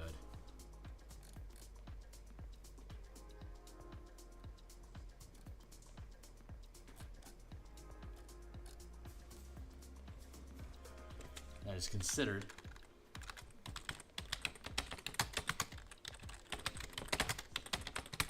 In addition, you can use a reaction power that is considered an opportunity attack against a creature marked by you without spending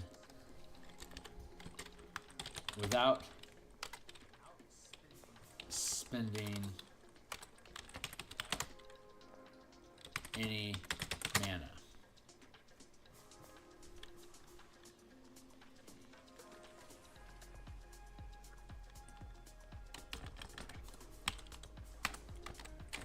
The amount of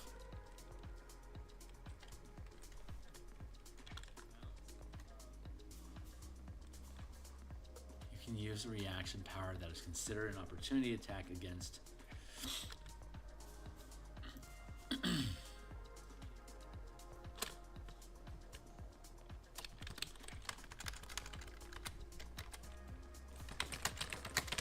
you can use this ability a number of times equal to your max rank of power gained as a fighter, and you regain all uses when you blah blah blah.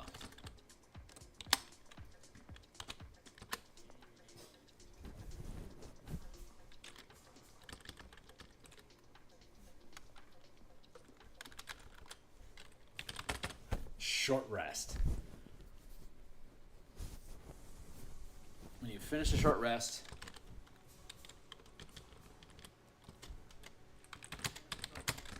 or use the second wind feature. Holy shit, that's value.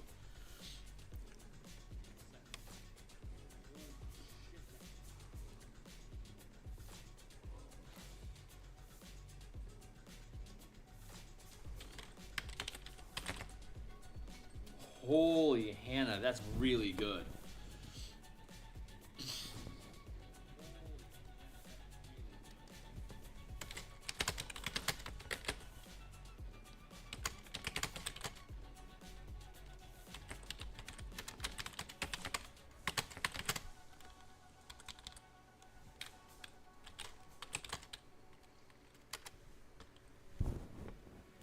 That's a really, really good ability now. Holy shit.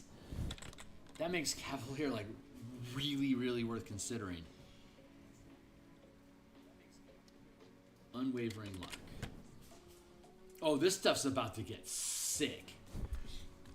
Warding Maneuver. 7th level. You learn to fend off strikes directed against you, your mounts, or your other creatures nearby.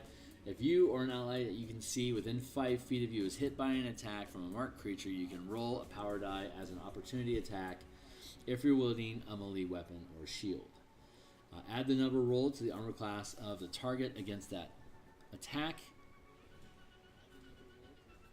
What is Warding Maneuver? Hold on. Let's look at what it actually is, because we're going to rebuild it, I'm pretty sure. 7th level, you learn to fend off attacks. You, your mount, or other creatures nearby. If you or a creature you can see within 5 feet of you is hit by an attack, you can roll a power die as a reaction if you're wielding a weapon or shield. Roll the die and add the number. I don't think this exists anymore as a power. This might actually be. I think we dropped it. I think it used to be parry and we let it go because it was redundant with so much other stuff. But this is actually a thing.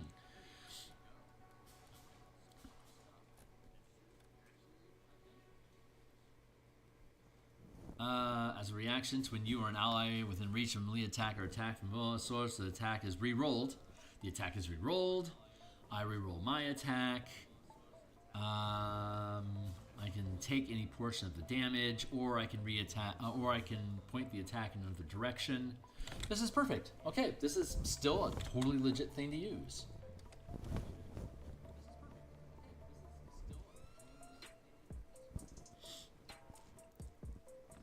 And it has resistance.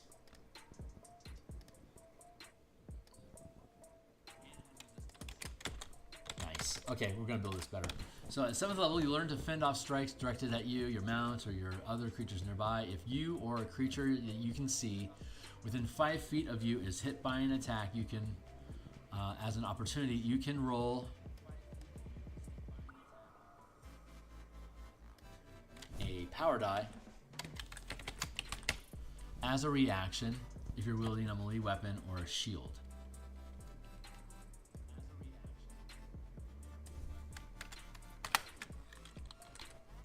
Add the number rolled to the target's AC. If the attack still hits, the target has resistance against the attack's damage. Oh my God. That's really good.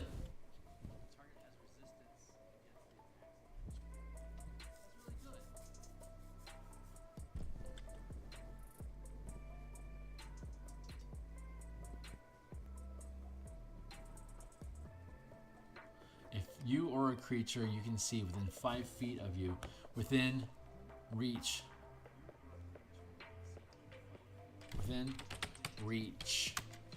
of your melee attack is hit.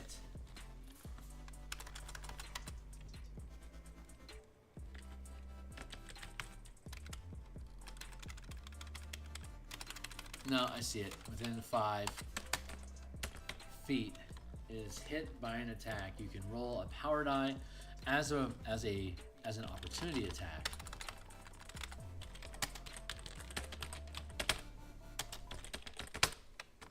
If you're wielding a melee weapon or a shield. Add the number rolled to the target's AC against that attack. If the attack still hits, the target has resistance. That's fucking sweet.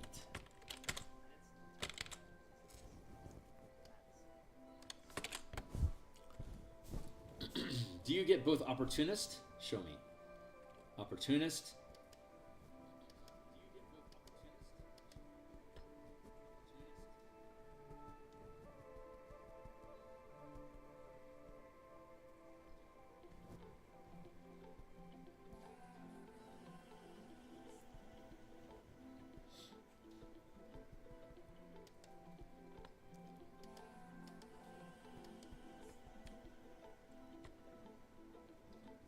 Strike, intimidating strike, interpose.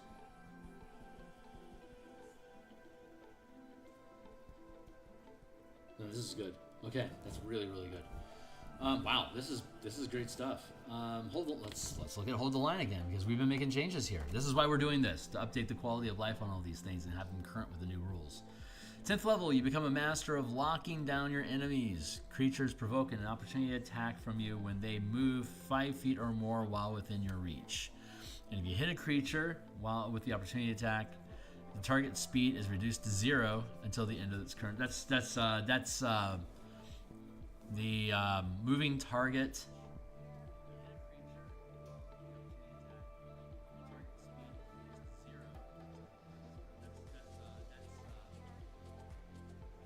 This is a freebie. We get this for free just using forced movement rules.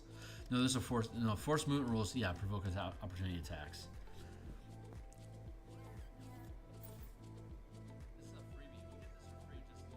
Yeah, this is moving targets. If they move inside of your area, you're getting moving target for free.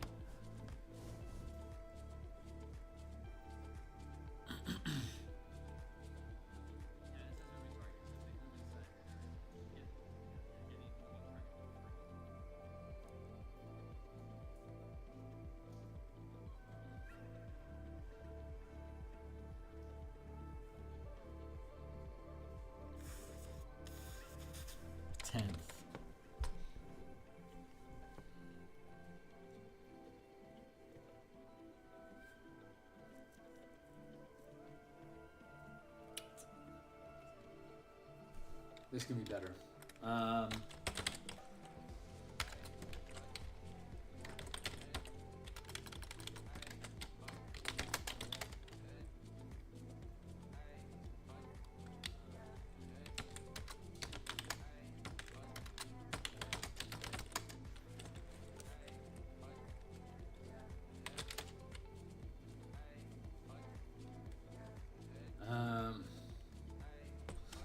let's look at moving target real quick. I think it's a reaction.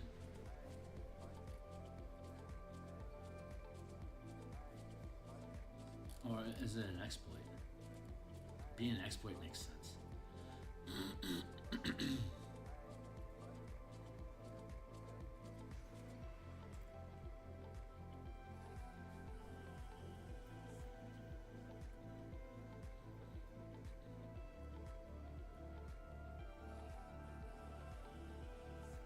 Moving target, here we go. Reaction 2. As a reaction to when a creature that you can see moves into or within the reach of your melee weapon, you can make an opportunity attack even if the target is using the disengage action. Oh no, this is different.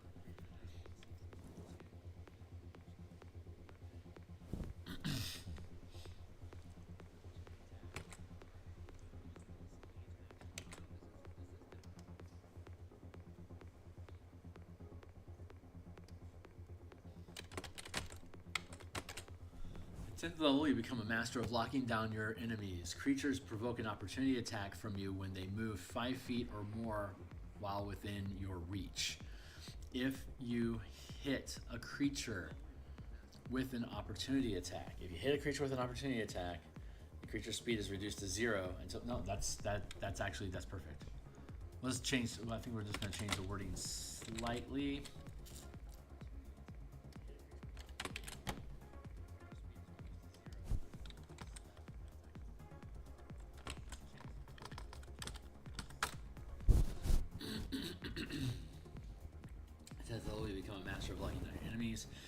Creatures provoke an opportunity attack from you when they move 5 feet or more. When they move while within your reach. If you hit a creature with an opportunity attack, the target's speed is reduced to 0 until the end of its turn. The reason why I changed it to just move because like standing up or getting on a horse counts as movement.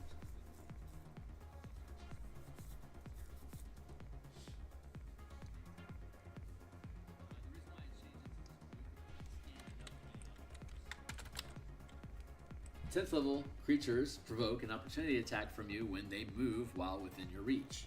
And if you hit a creature with an opportunity attack, the target speed is reduced to 0 until the end of its next turn.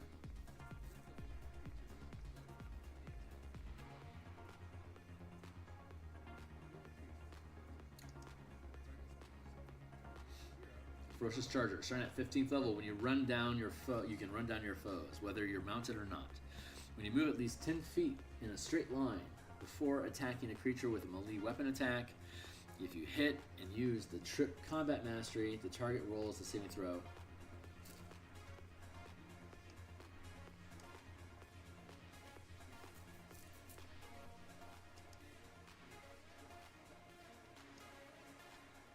If you hit, you automatically trip the target.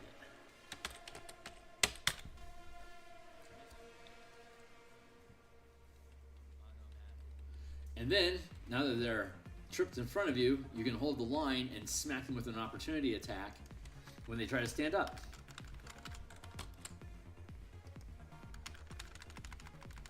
Sweet. Vigilant Defender, while sustaining Opportunist, the number of opportunities attacks you can make is equal to the max rank of power you have gained as a fighter, in addition to any attacks you sacrifice during your turn.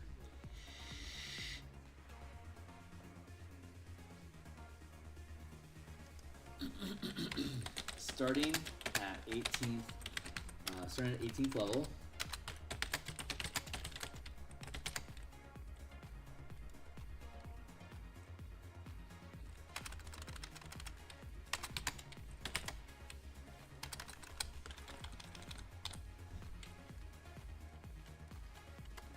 Starting at 18th level, you always benefit from the Opportunist power without sustaining the effect. or counting against the maximum number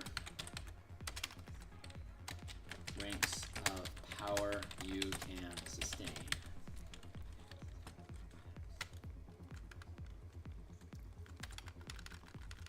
Without sustaining the effect.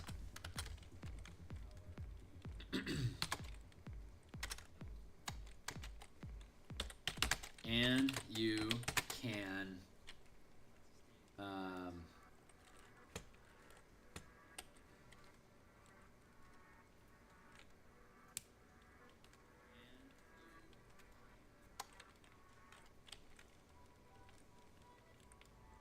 and the number of opportunity attacks you can make is equal to the max rank of power you have gained as a fighter in addition to any attacks you sacrifice during your turn.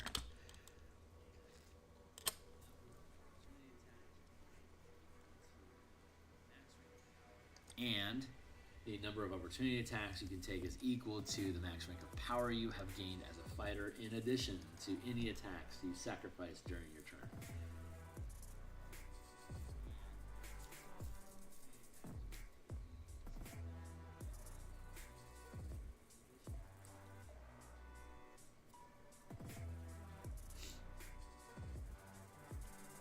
Number of opportunity attacks you can take is equal to the max rank. Let's see, and the number of opportunity attacks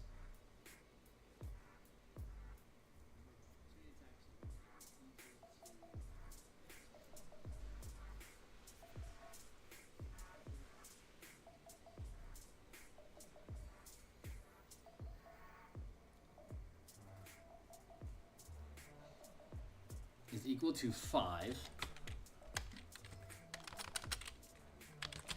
plus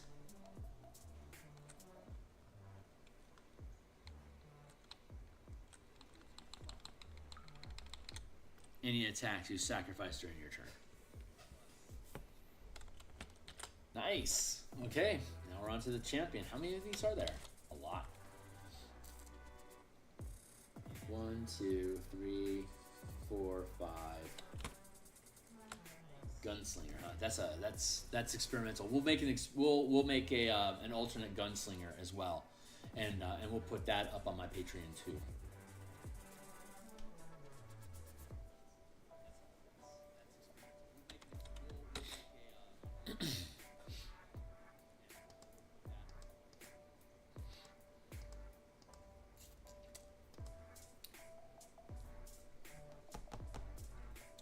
So now we're on to, there's a lot left, and it's almost noon now.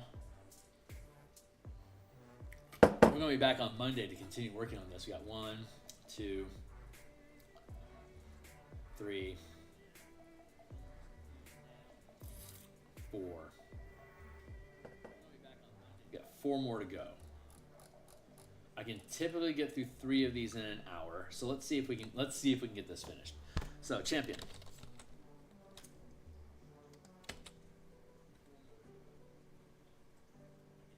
Gymnast no longer exists. This will become sus 1. Empowered abilities.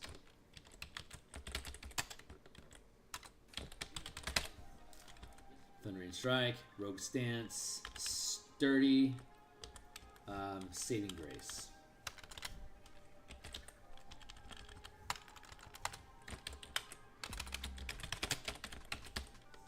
Double Strike.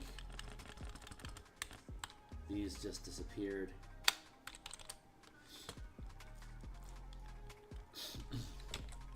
Double Strike still 3rd?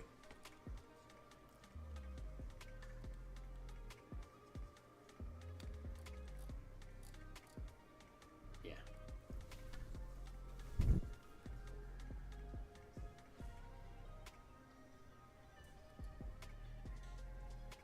Let's see. Saving Grace reaction too, right?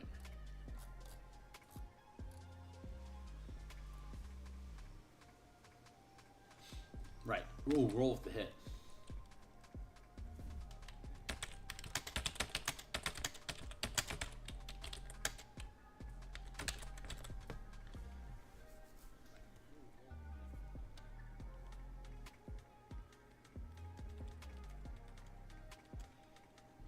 hexproof.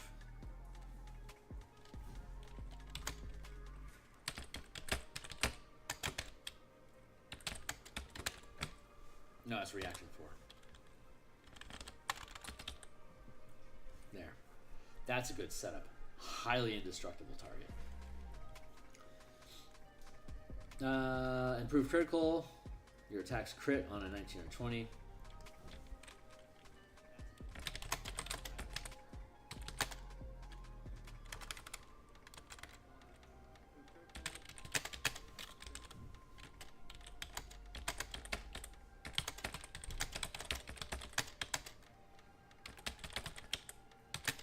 Score a critical hit. Remarkable athlete. Starting at 7th level. When you channel an exploit that adds power dice.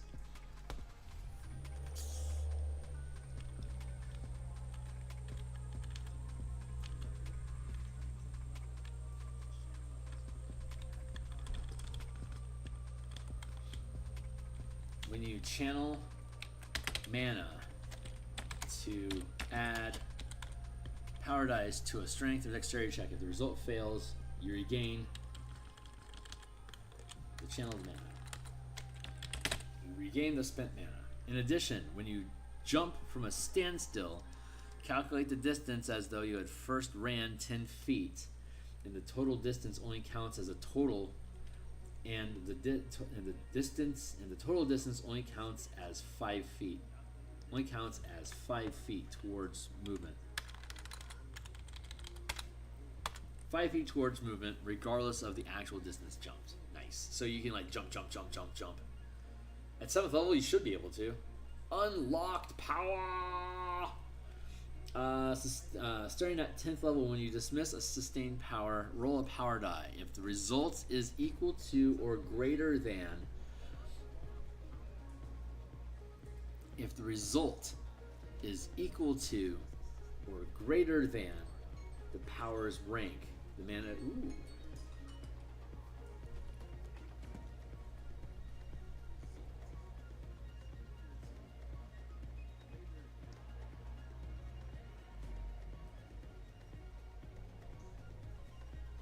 Let's call it recovered power.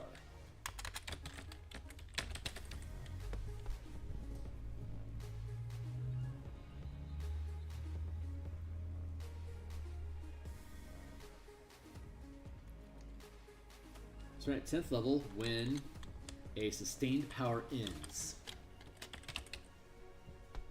Roll a power die. If the result is equal to or greater than the power's rank, the mana is returned to your mana pool.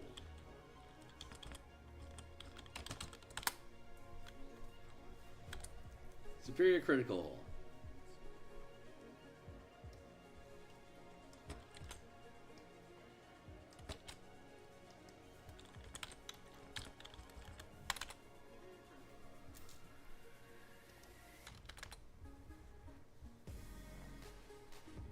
You score a critical hit. Survivor, no changes. Regain 5 plus constant at the time at start of each of your turns. Okay. Easy peasy, lemon squeezy, right?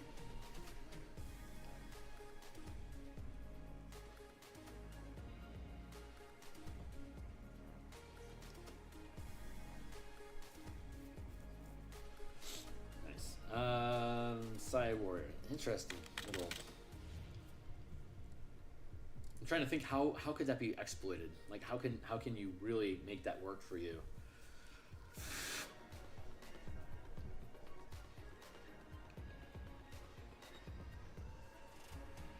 This would only be like if like you were targeted with a dispel magic effect.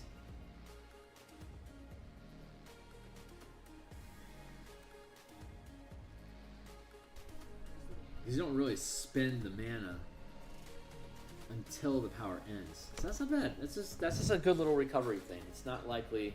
Oh yeah, and there's unconscious. So if you get knocked unconscious, or or incapacitated, sustained powers drop.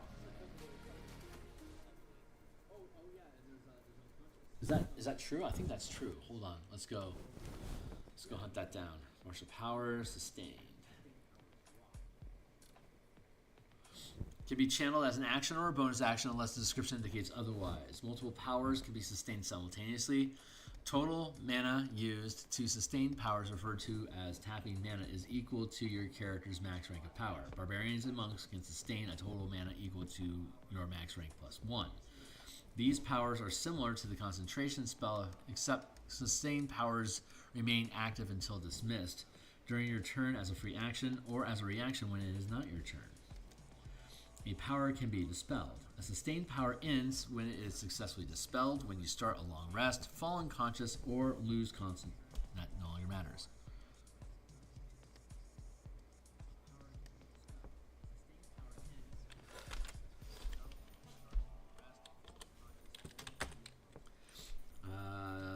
That sustained power is not spent until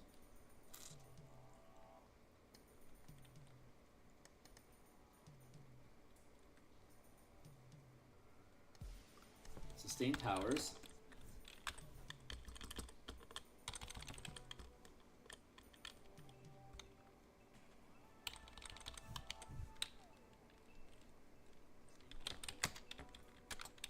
tap the channeled mana while the power remains active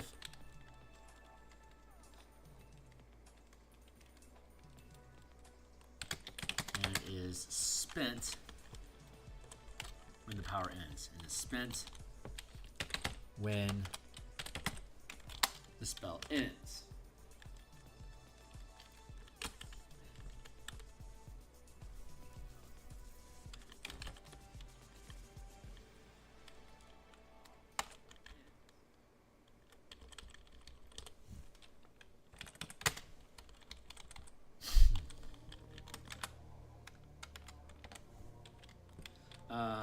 Mana sustaining powers cannot be recovered until the powers end.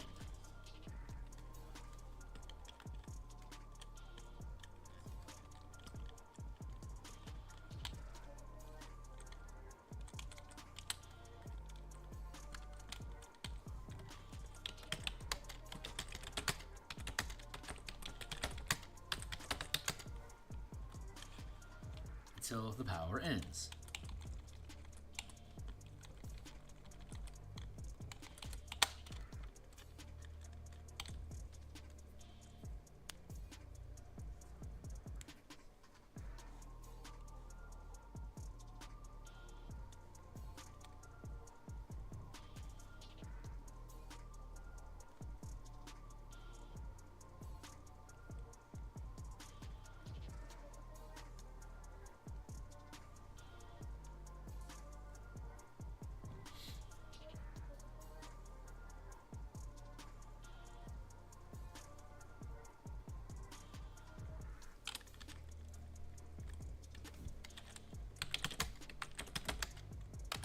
Mana channeled to sustain a power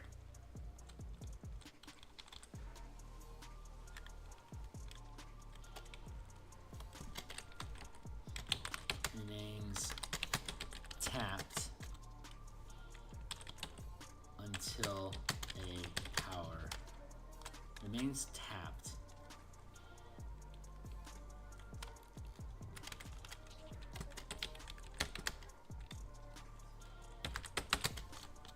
while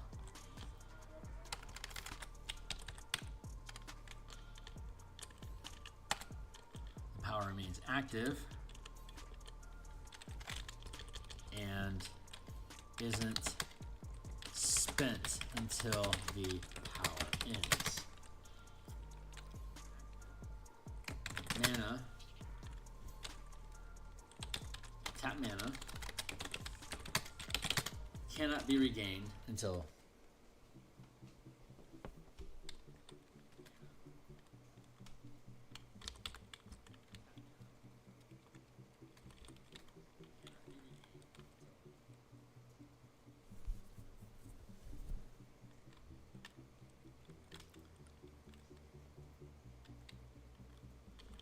cannot be regained until the power ends.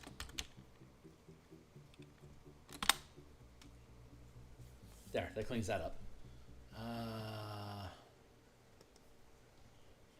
Wow, it's really raining today. That's so lovely.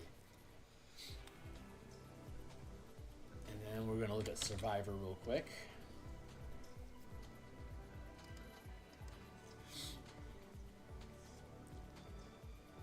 Either level pinnacle resilience at the start of each of your turns. Using it if you have.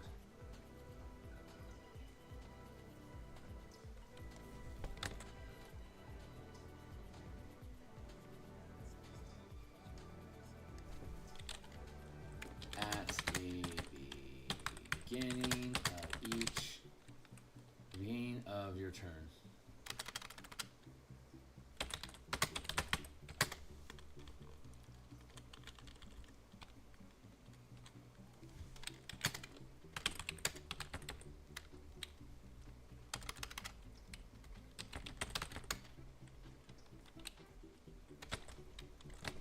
How'd that work?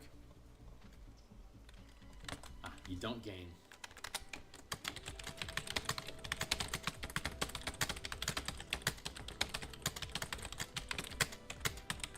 Zero HP. There you go. Champion is done. On to the side. Warrior, Psionic Strike. That is, I think that's a first level strike, right? Let's find out. Yep. Psionic Strike, Telekinesis feat, Tripping Strike, Psychic Damage. Cloud Strider. I think, yeah, Cloud Strider still exists, right? Let's go find it. Let's make sure.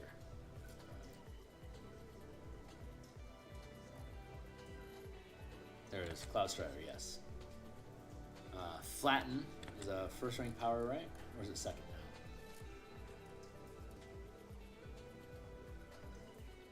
First.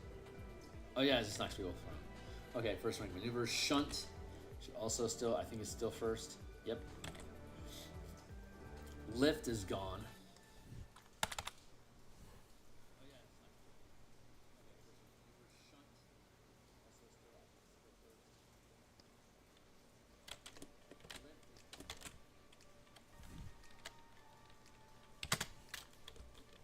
Defense barrier. Telekinetic bubble. What other cool thing would we pick this guy up with? Let's go hunt for a psionic sort of something.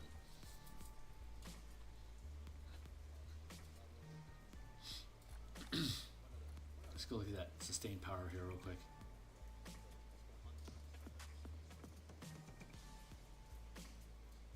Cloud Strider. This power is sustained. You can fly using your walking speed. You must end your turn standing on a surface that will support you, or the power ends. When the power ends, you benefit from the effects of a Featherfall spell. Cool. What is something psionically cool? Maybe Celerity.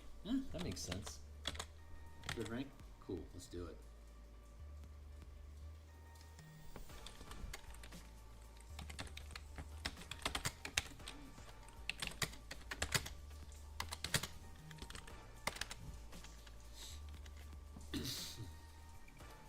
Cloud Strider, Celerity.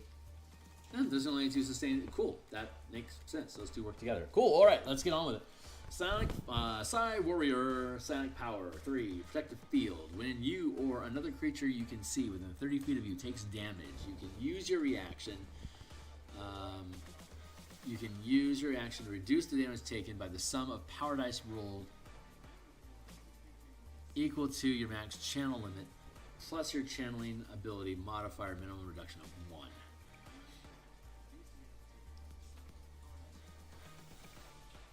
As you create a momentary shield of kinetic force.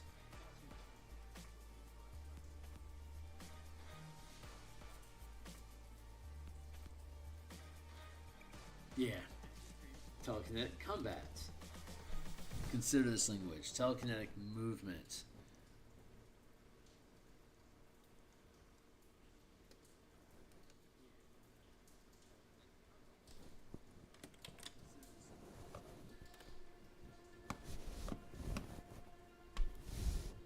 You can use your psionic power to make ranged attacks with any melee weapon within 30 feet of you that is not in possession of another creature. The range of the attack is 30 feet. You can continue making ranged attacks with the weapon while it remains within 30 feet of you. You can change which weapon you use with each attack you make. Any unattended object you can hold in one hand can be used as an improvised weapon while using this feature, if the DM determines it isn't suitable as another weapon.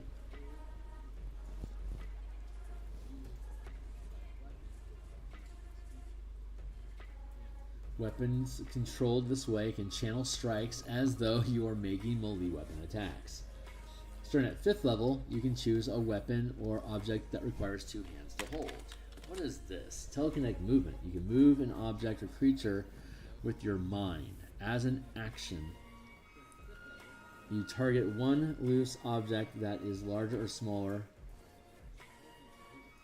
You can see the target. If it's on its side, you can move it from one hand.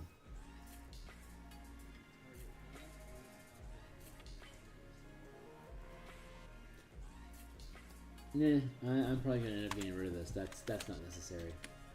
Telekinetic Adept Psi-powered leap. As part of movement, you can propel your body with your mind. When you jump from a standstill, you are considered to have been running 10 feet prior to doing so, and you can roll 1 power die, adding the result to the total distance jumped. The distance counts as only 10 feet of movement. 5 feet of movement. You can burn additional mana up to your channel limit, adding an additional die to the total jumped.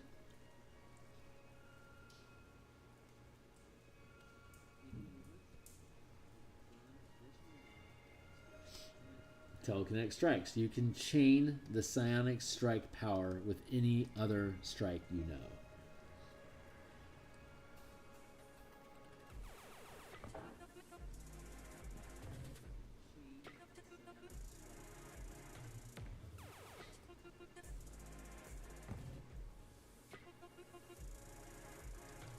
You gain the chain strike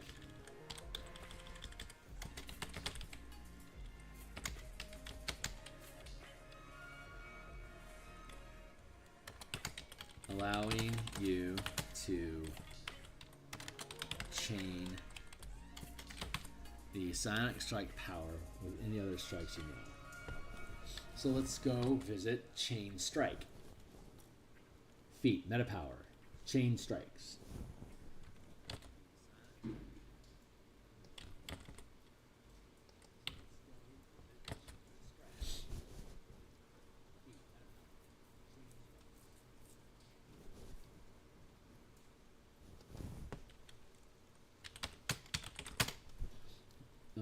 Choose a strike power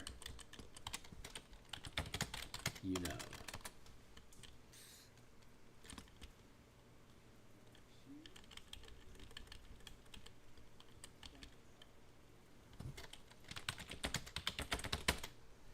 Choose a combat mastery or strike power you know. The combined rank of both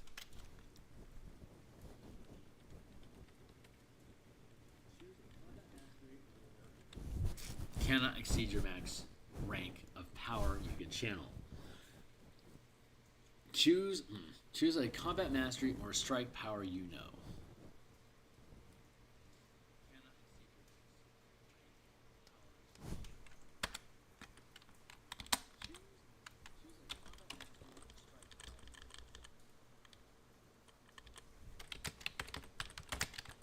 In channel strike power, you can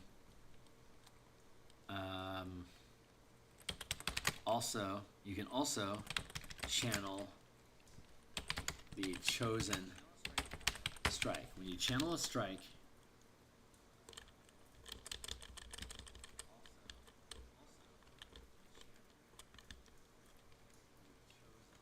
You can also channel the chosen strike power. The chosen power. You can also choose the chosen.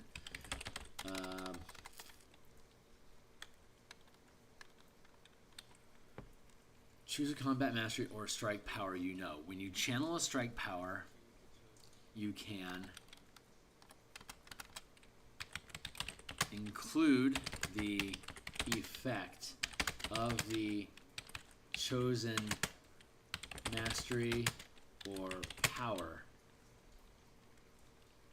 in addition to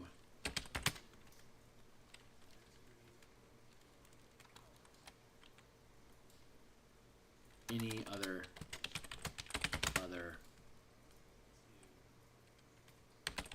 strike effects.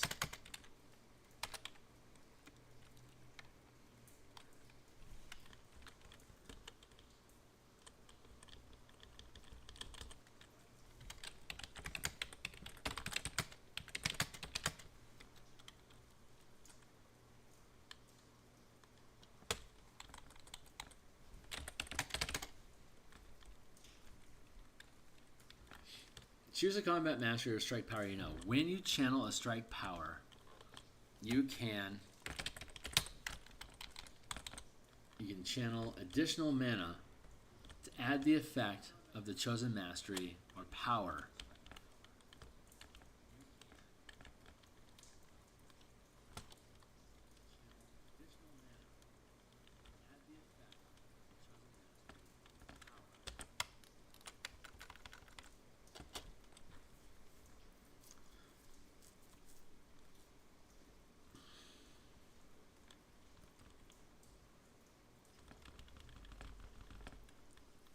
When you channel strike power, you can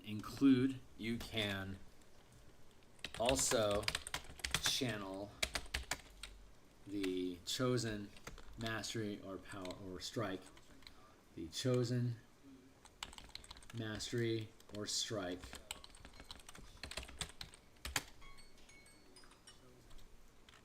Choose a combat mastery or strike you know. When you channel a strike, when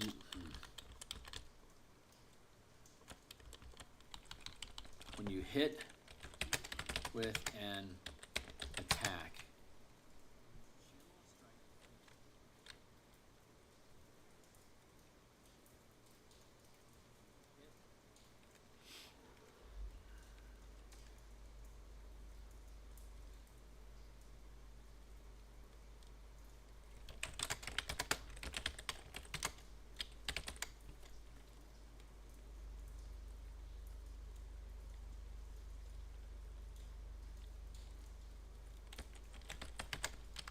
channel the chosen power. This is clumsy. There we go. That'll simplify it. Choose a strike power you know. When you hit with an attack, you can channel this power. You can channel this strike in addition to a combat mastery or another strike power. You must the total mana spent, the total mana channeled cannot exceed your max channel limit.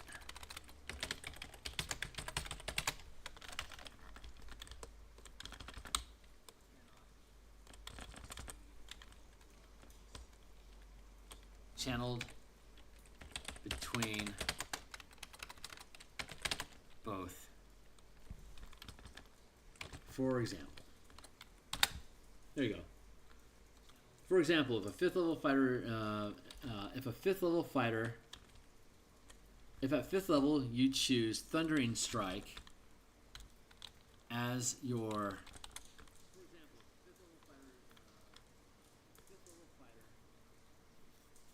if you choose Thundering Strike as your chain strike. Chain strike. That's what it should be called. Chain strike.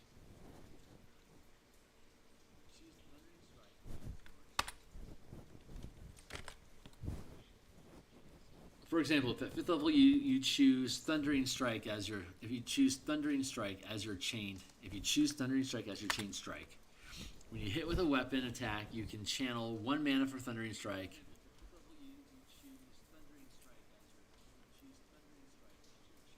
When you hit with a weapon attack,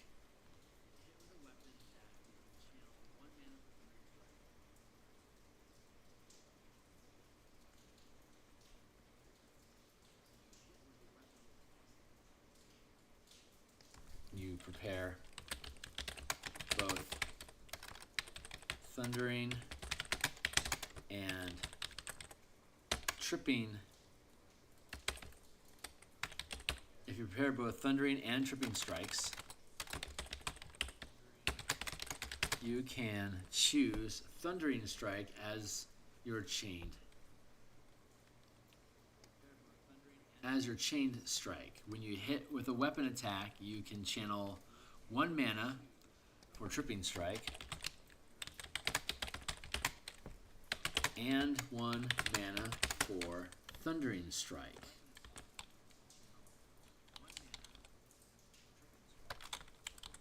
As part of the same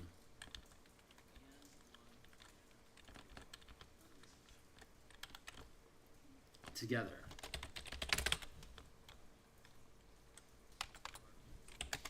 For a total of 2 mana spent.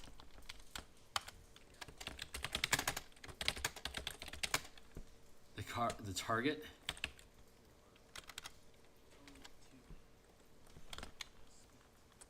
target takes 2 power dice of damage, which can be thunder or weapon damage, your choice. In addition, the target is pushed up to 20 feet away and make a strength saving throw against, and is automatically knocked prone if it is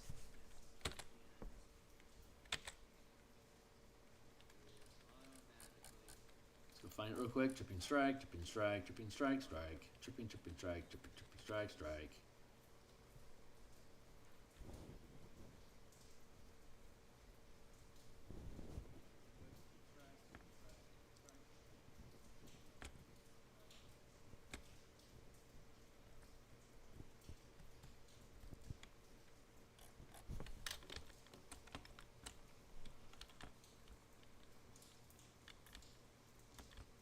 And is automatically knocked prone if it is if it is 1 size larger than you or less.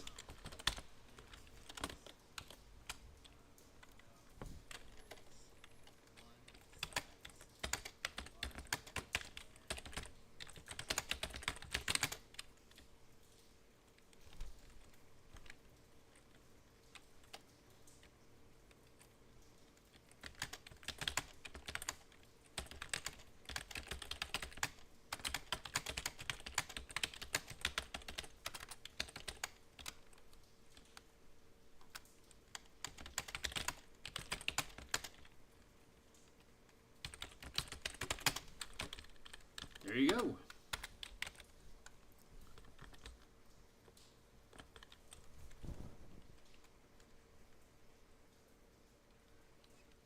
If it is up to 1 size larger than you.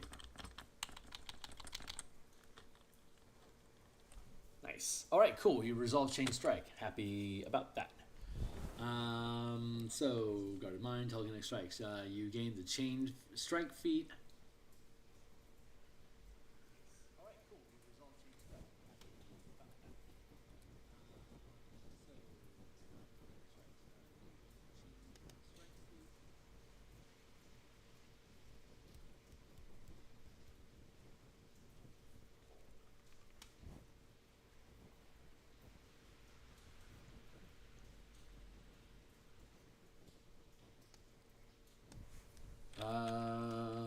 You can deal force damage whenever you hit with a weapon attack or deal damage with a power.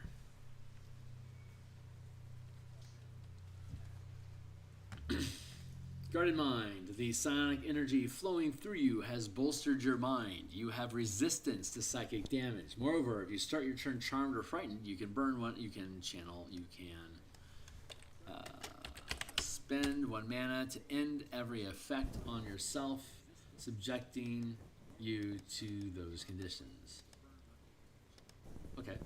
Bulwark of Force. You can shield yourself and others with telekinetic force. As a bonus action, you can choose creatures, which can include you, that you can see within 30 feet of you, up to a number of creatures equal to your magical power gained as a fighter. Each of the chosen creatures is protected by half cover until you are more than 30 feet away from you or until you're incapacitated. You can use another bonus action to choose new creatures to be protected this way. As a bonus action, okay, cool. Telekinetic Master. Your ability to move creatures and objects with your mind is unparalleled. You can duplicate the telekinesis aspect as a sustained power.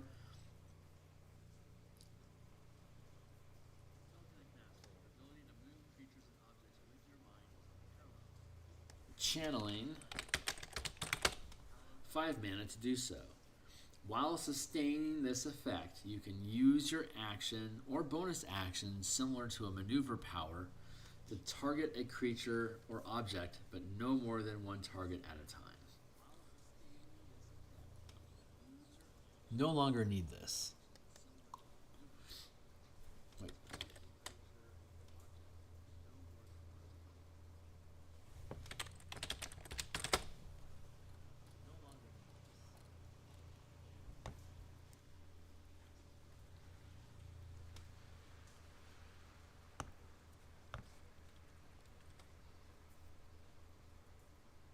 Wait. Yeah, you get the telekinesis power. That's really freaking good. Okay.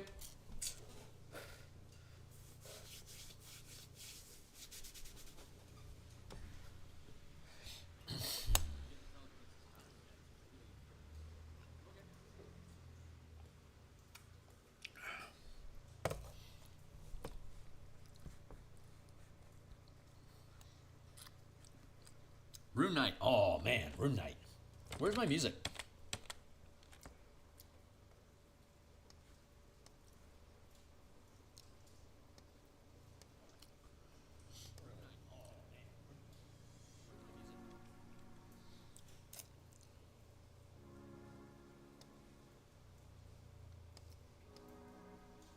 Thank you.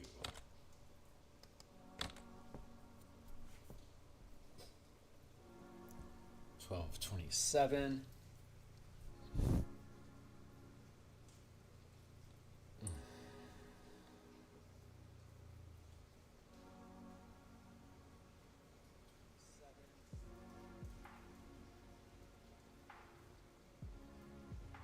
Okay, we're looking good here. Check my alarm. I've got 20 minutes left. I think it's to 47-ish. So I've got Rune Knight and Samurai. Okay, let's keep on keeping on. Let's go down to the Samurai. Let's work on that one first. My gut's telling me I can get that taken care of. Alright, Dire Impact, it's there. Mobile, that feat, that's there. Commanding Presence is no longer there.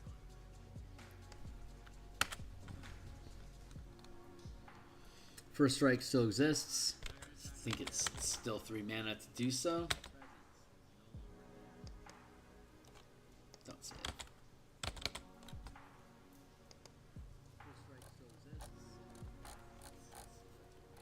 First Strike is is that a maneuver?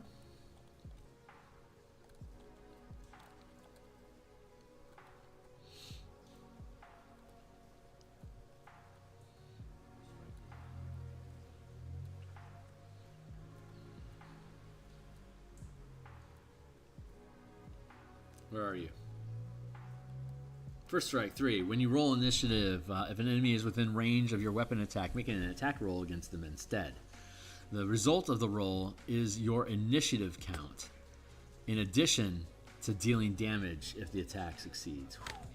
First strike. All right, that's a good one. 3rd rank, worth it. Empowered synergy. I think that dropped down. Yep, that's still 2. There it is. Flurry of attacks. It's sus 3. Is that still true?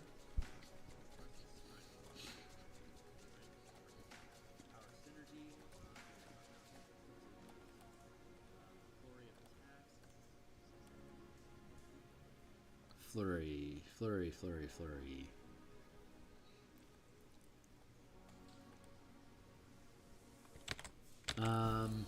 Flurry of attacks. Hypertonistic. That's still a thing.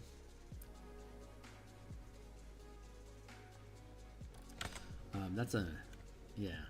Flurry of attacks. I don't think that exists anymore.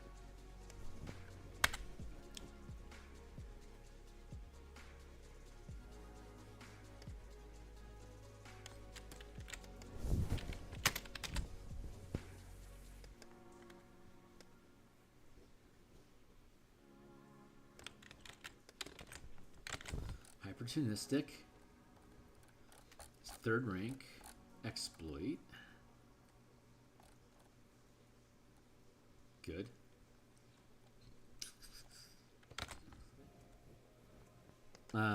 Double strike. Oh, that was 2nd. I already have that.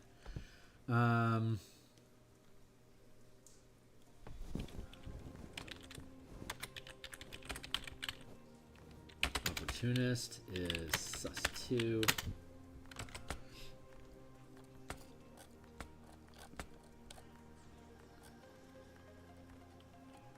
And celerity is 3.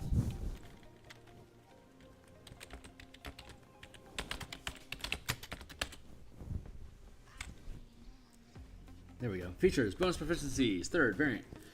When you choose this archetype at 3rd level, you gain the skilled feat.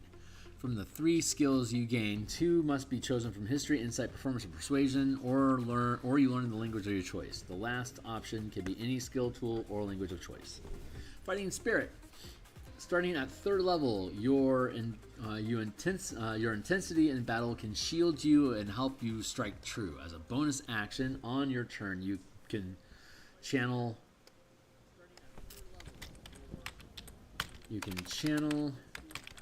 1 point of mana to give yourself advantage on weapon attack rolls until the end of the current turn. When you do so, you also gain 5 temporary hit points for each rank of power gained as a fighter. Wow, okay. That's really, really good.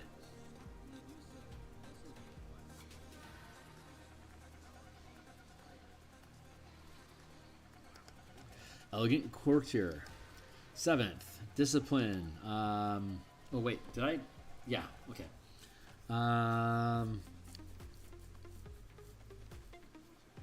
Your discipline and attention to detail allow you to excel in social situations. Whenever you make a charisma persuasion check, you gain a bonus to the check equal to the max channel limit gained as a fighter. Your self-control also causes you to gain proficiency in wisdom saving throws.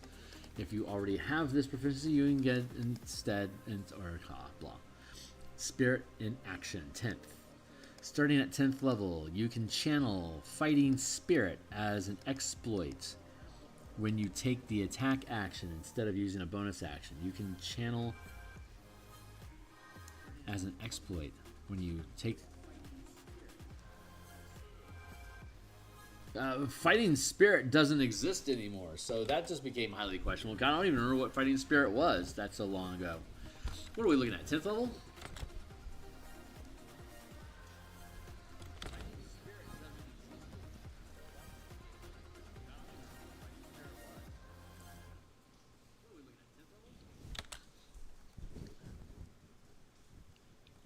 Okay, what would be a cool thing that I could channel as a as a bonus action, but instead make it part of an attack. Is that right? You take the attack action. Jesus Christ. Okay, well, that's going to make things interesting. Let's get down into powers, into maneuvers. It should probably be a first rank maneuver. Let's see if there's anything tasty in here. Bonus attack.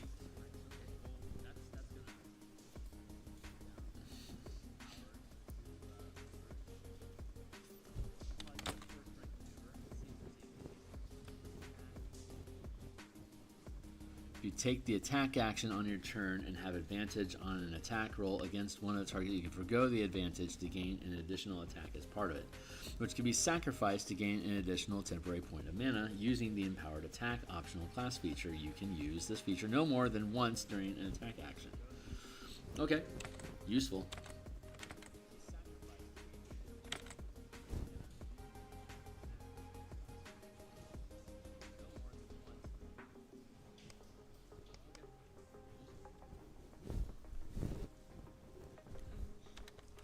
Then strength before death.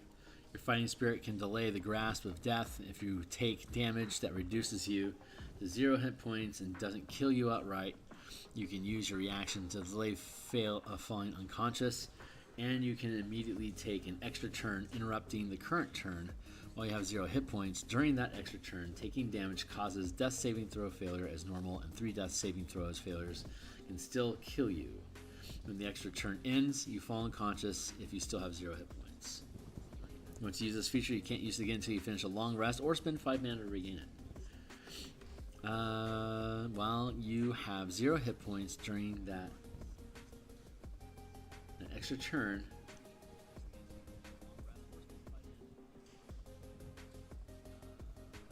okay. Extra attack and spirit. Well, what was spirit in action? Let's start there and see what we get to improve it. Samurai. Fighting spirit. Nope. Tireless spirit.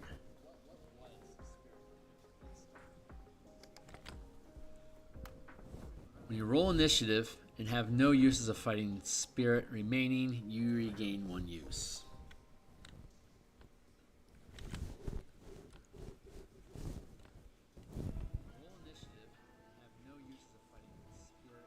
No, because you spend mana to get it, so that's not important anymore.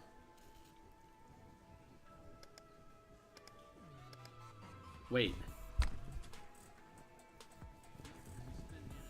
As a bonus act, oh my god. Okay, fighting spirit. I get it now. Starting at 10th level, you can channel the fighting spirit feature as an exploit when you take the attack action instead of using a bonus action. Nice. Okay, great. So when I make my attack, I spend 1 point, I get 25 points, and I get advantage on the attack. If I got 4 attacks this round, I can do it 4 times, and I'll end up with whatever that best reaction is. And if I get hit with an opportunity attack as a response to me making an attack, it'll drain off the temporary points, but then I can just use this again for 1 point to get those temporary hit points back. Jeebus, that's incredible. Okay, and that concludes the I still have 20 minutes. So let's get it on. Rune Master. We're going to go with the Rune Knight to end this shenanigans. So let's get after it. Rune Knight, Beguiling Trance. Is that still a first rank maneuver? Holy Hannah. We're going to get it done.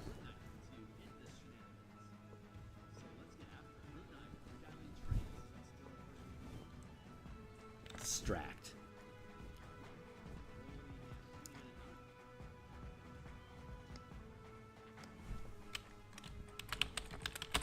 Beguiling Trance, I think it's 3rd rank now. Yeah. Sturdy, like a lobster.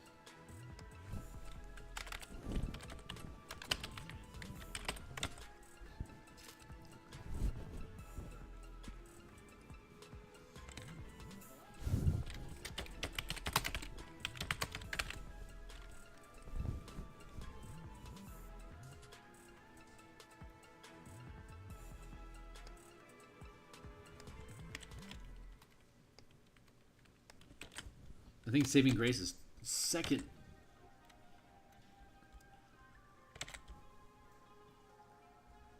Saving Grace, I think, is now an exploit, right? No, it's a reaction.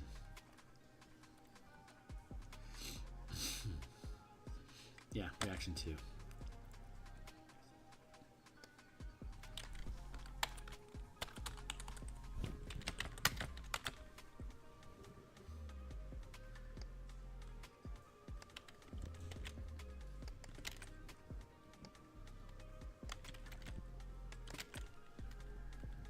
And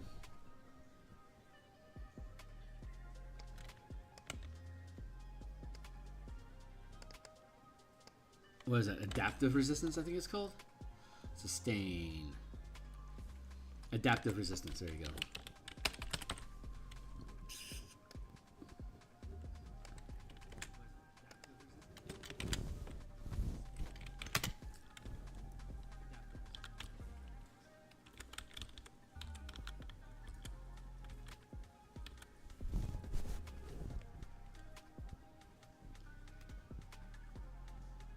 Beguiling Trance.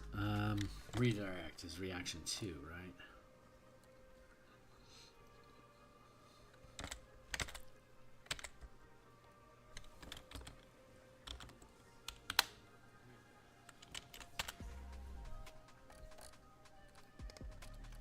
Redirect. Let's go find it. That's a reaction. Should be reaction 1. Yeah, reaction 1.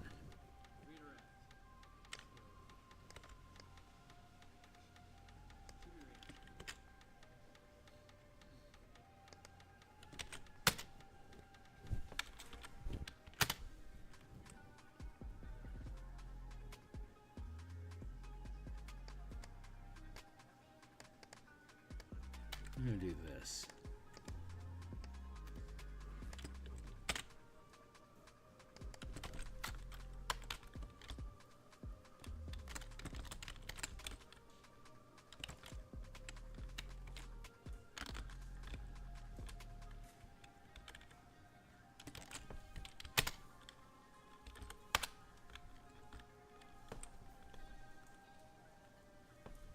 Should probably do it alphabetically instead of by level. That still seems to make sense. Fickle Fate doesn't exist anymore, neither does Resilience. We can pick up Hexproof at 13. Master of Fate seems to make sense here. That's a sustained effect. Master of Fate, sus 4.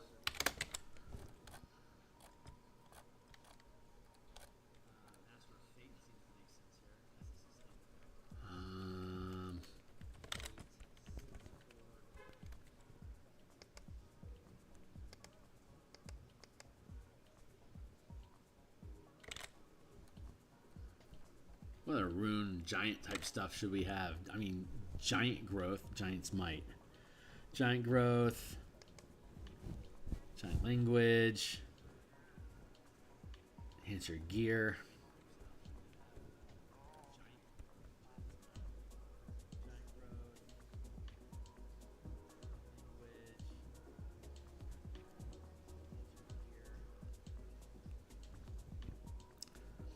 Advantage saving throw, sustained effects, advantage on wisdom, advantage as a reaction to when a creature within 60 feet of you is hit by an attack roll. You can spend 1 mana, causing the attack to reroll, taking the new result. This is considered an opportunity attack. Great stature when 10th level giant magic makes you big. Your height increases. In addition, you can replace 1 rune you know with a sustained power.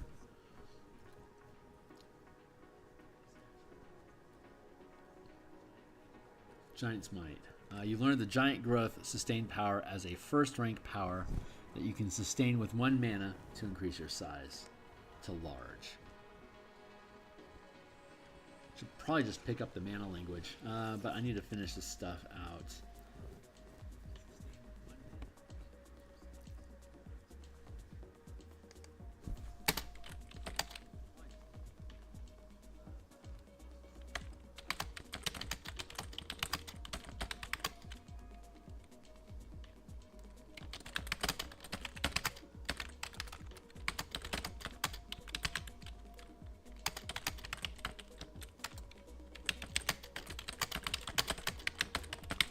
Creature size 2, huge.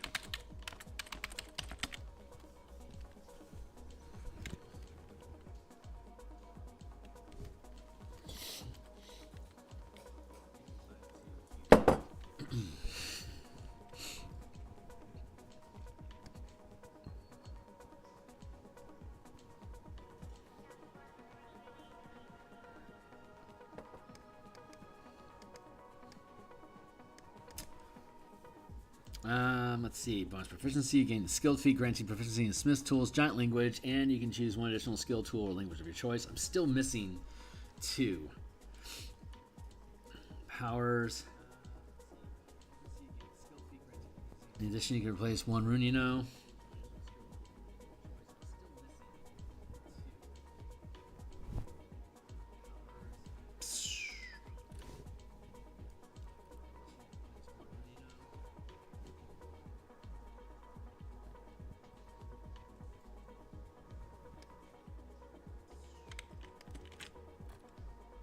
Giant stature.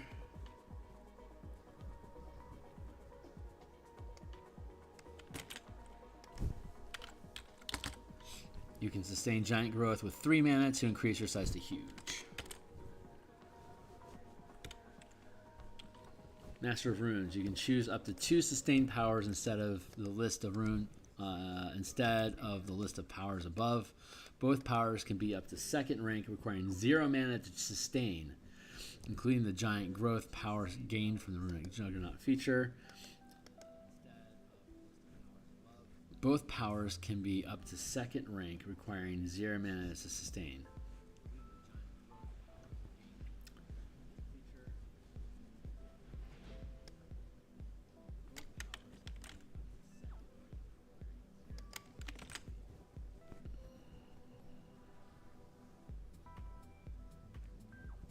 The sustained power would roll a number of power dice equal to the mana channeled. You can roll 1 or spend 2 or more mana to roll additional dice as normal. If a sustained power would roll a number of power dice equal to the mana channeled,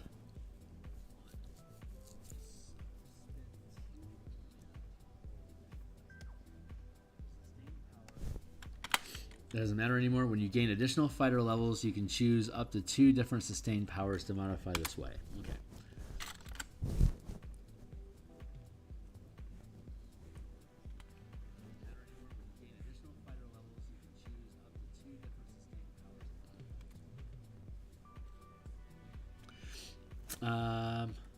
Okay, so we're still looking. We should pick up some more sustained powers, is basically what it's telling me. Adaptive resistance. Let's push hexproof and Master of Fate up to 5.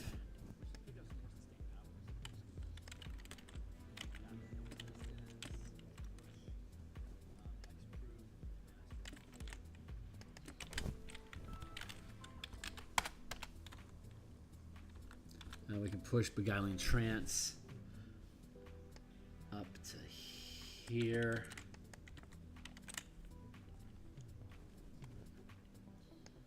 Saving Grace with it.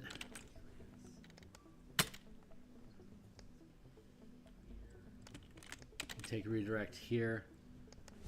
Empowered ability is sus 1. Redirect.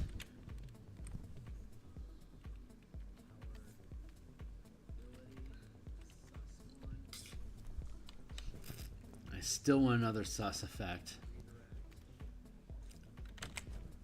I need another sus effect power 2. Let's go fetch one.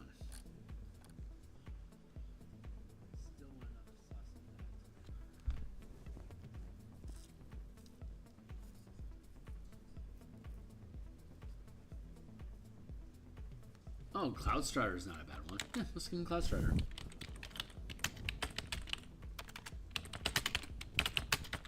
Perfect.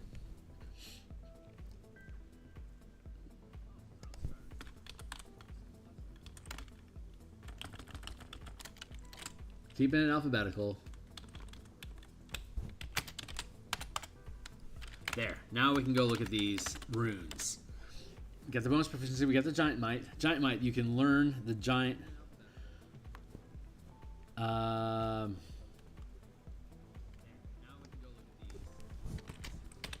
You gain the giant growth sustained power as a first rank power.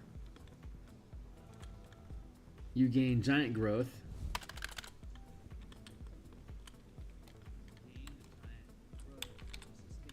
as a first rank power that you can sustain with 1 mana to increase your size to large.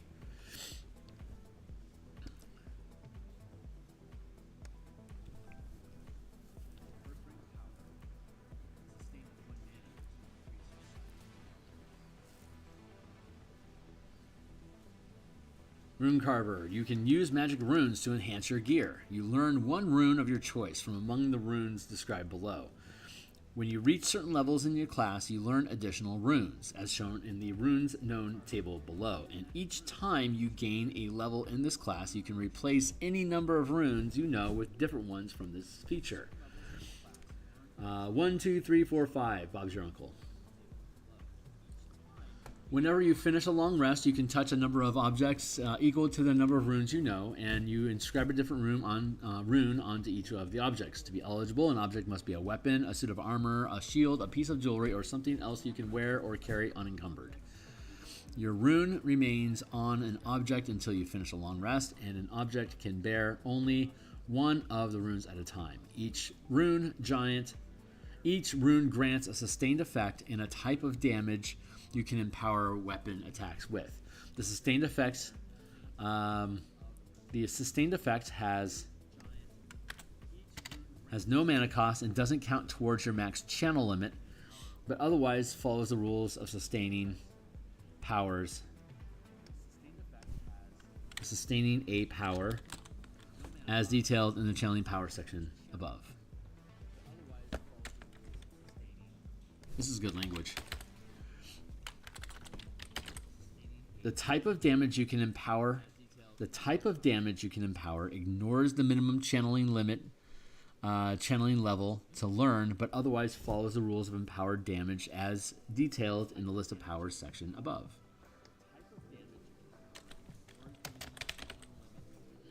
List of runes. Cloud rune. Sustained effect. Advantage in dexterity sleight of hand and charisma deception. In addition, your attacks can deal thunder damage. Nice. Sustained effect. Gain expertise when using tools you're proficient with. In addition, your attacks can deal fire damage. Frost rune. Sustained. Gain advantage on wisdom, animal handling, and charisma intimidation. In addition to attack can deal cold damage. Hill rune. Advantage on save versus poison plus resist poison damage.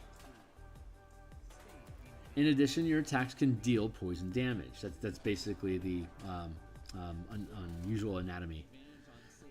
Stone rune sustained. Advantage on wisdom plus 120 foot.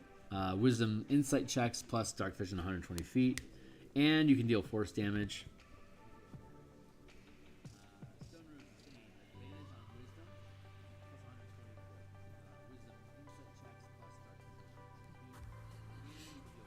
Advantage intelligence, storm rune, intelligence arcana, and you can't be surprised. In addition, you deal lightning damage. Okay, runic shield. As a reaction to when a creature within 60 feet of you is hit by an attack roll, you can spend 1 mana, causing the attack to re-roll, taking the new result. This is considered an opportunity attack, which means if I have opportunists going, I can have multiple of them. Or if I'm marking targets. Great stature. When you gain 10th level, giant magic makes you big. Your height increases by 3, 4, and whatever. In addition, you can replace 1 rune you know with a sustained power up to first rank, including the giant growth power gained with the Giant's Might feature. The sustained power has a mana cost of 0, and the power is considered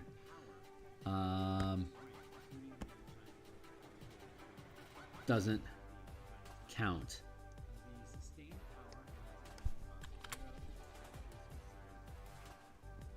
And the power and doesn't count against, doesn't count towards your max channel limit. If a sustained power would roll a number of power dice equal to the mana channeled,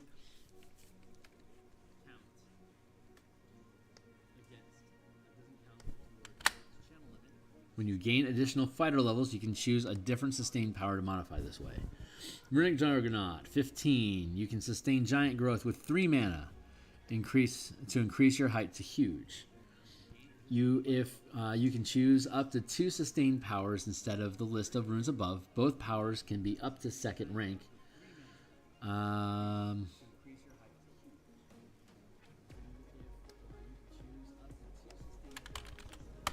Requiring 0 mana to sustain. When you gain additional fighter levels, you can choose up to 2. There you go. There you go. Hey, we're done. We finished all of them. So I'm going to take a moment here and grab this this giant stature, this giant language, because I think that's really, really good for our barbarian. So let's do this.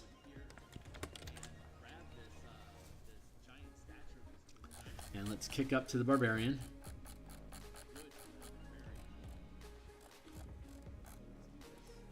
Path of the Giant.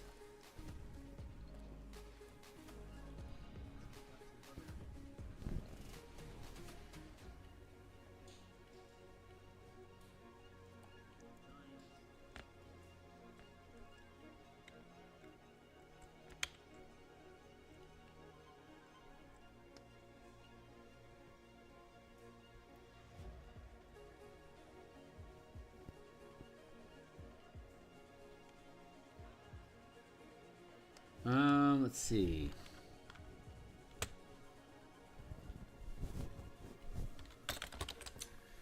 You gain giant growth as a first rank power that you can sustain with 1 mana to increase your size to large.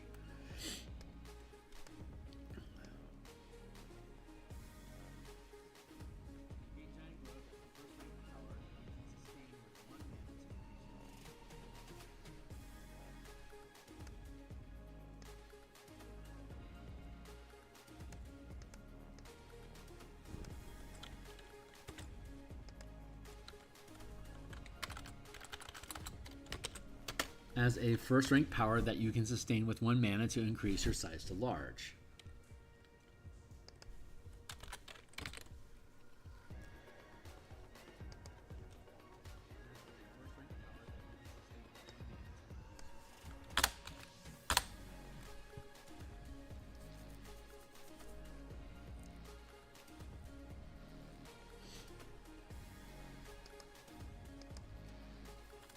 It intensifies. Rage, you can choose to gain the benefit of sustaining the giant growth power, increasing your size to huge.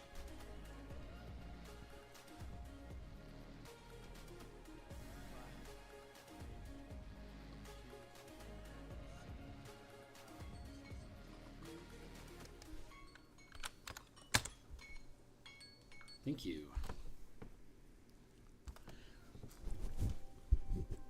While raging, as a bonus action, you can choose to gain the benefits of sustaining the giant growth, as a first rank power that you can sustain with 0 mana to increase your size to large.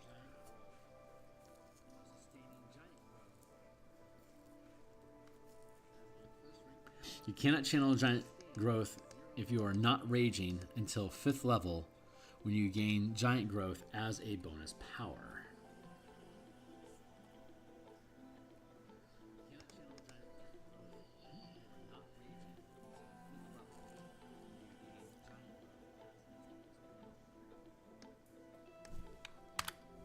At 13th level,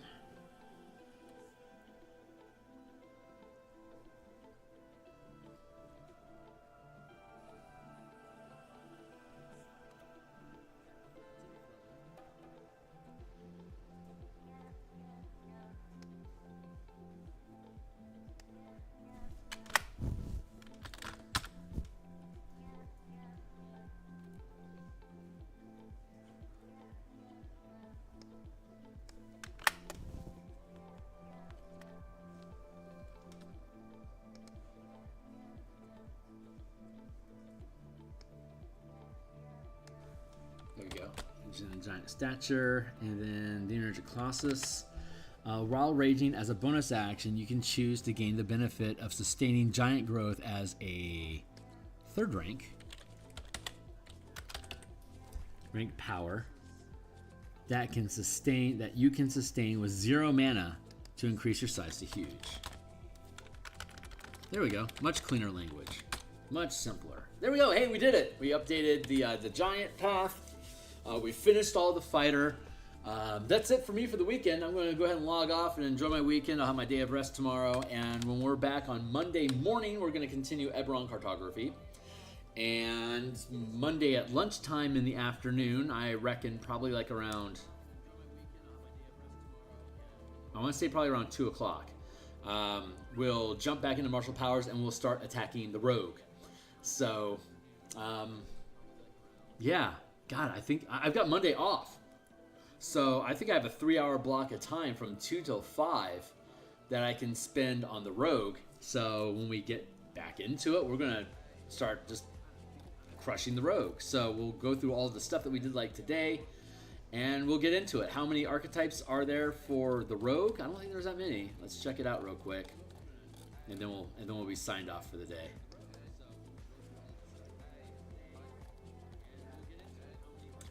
Rogue has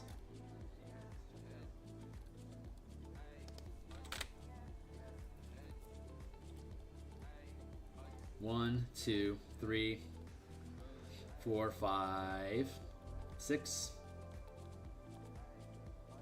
7, 8.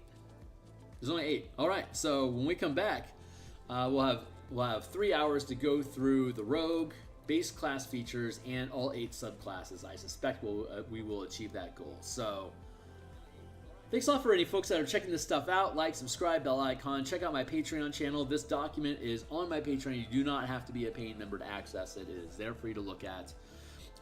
And the About page of my Patreon also has a link to my Discord. Swing by, say hi. Check out the books that are down below. They all have free previews. If you like the stuff that you're seeing, you want to make, if you want to encourage me to make more, purchase one, give it a 5-star rating, and I'll see you guys in the future. Thanks a lot.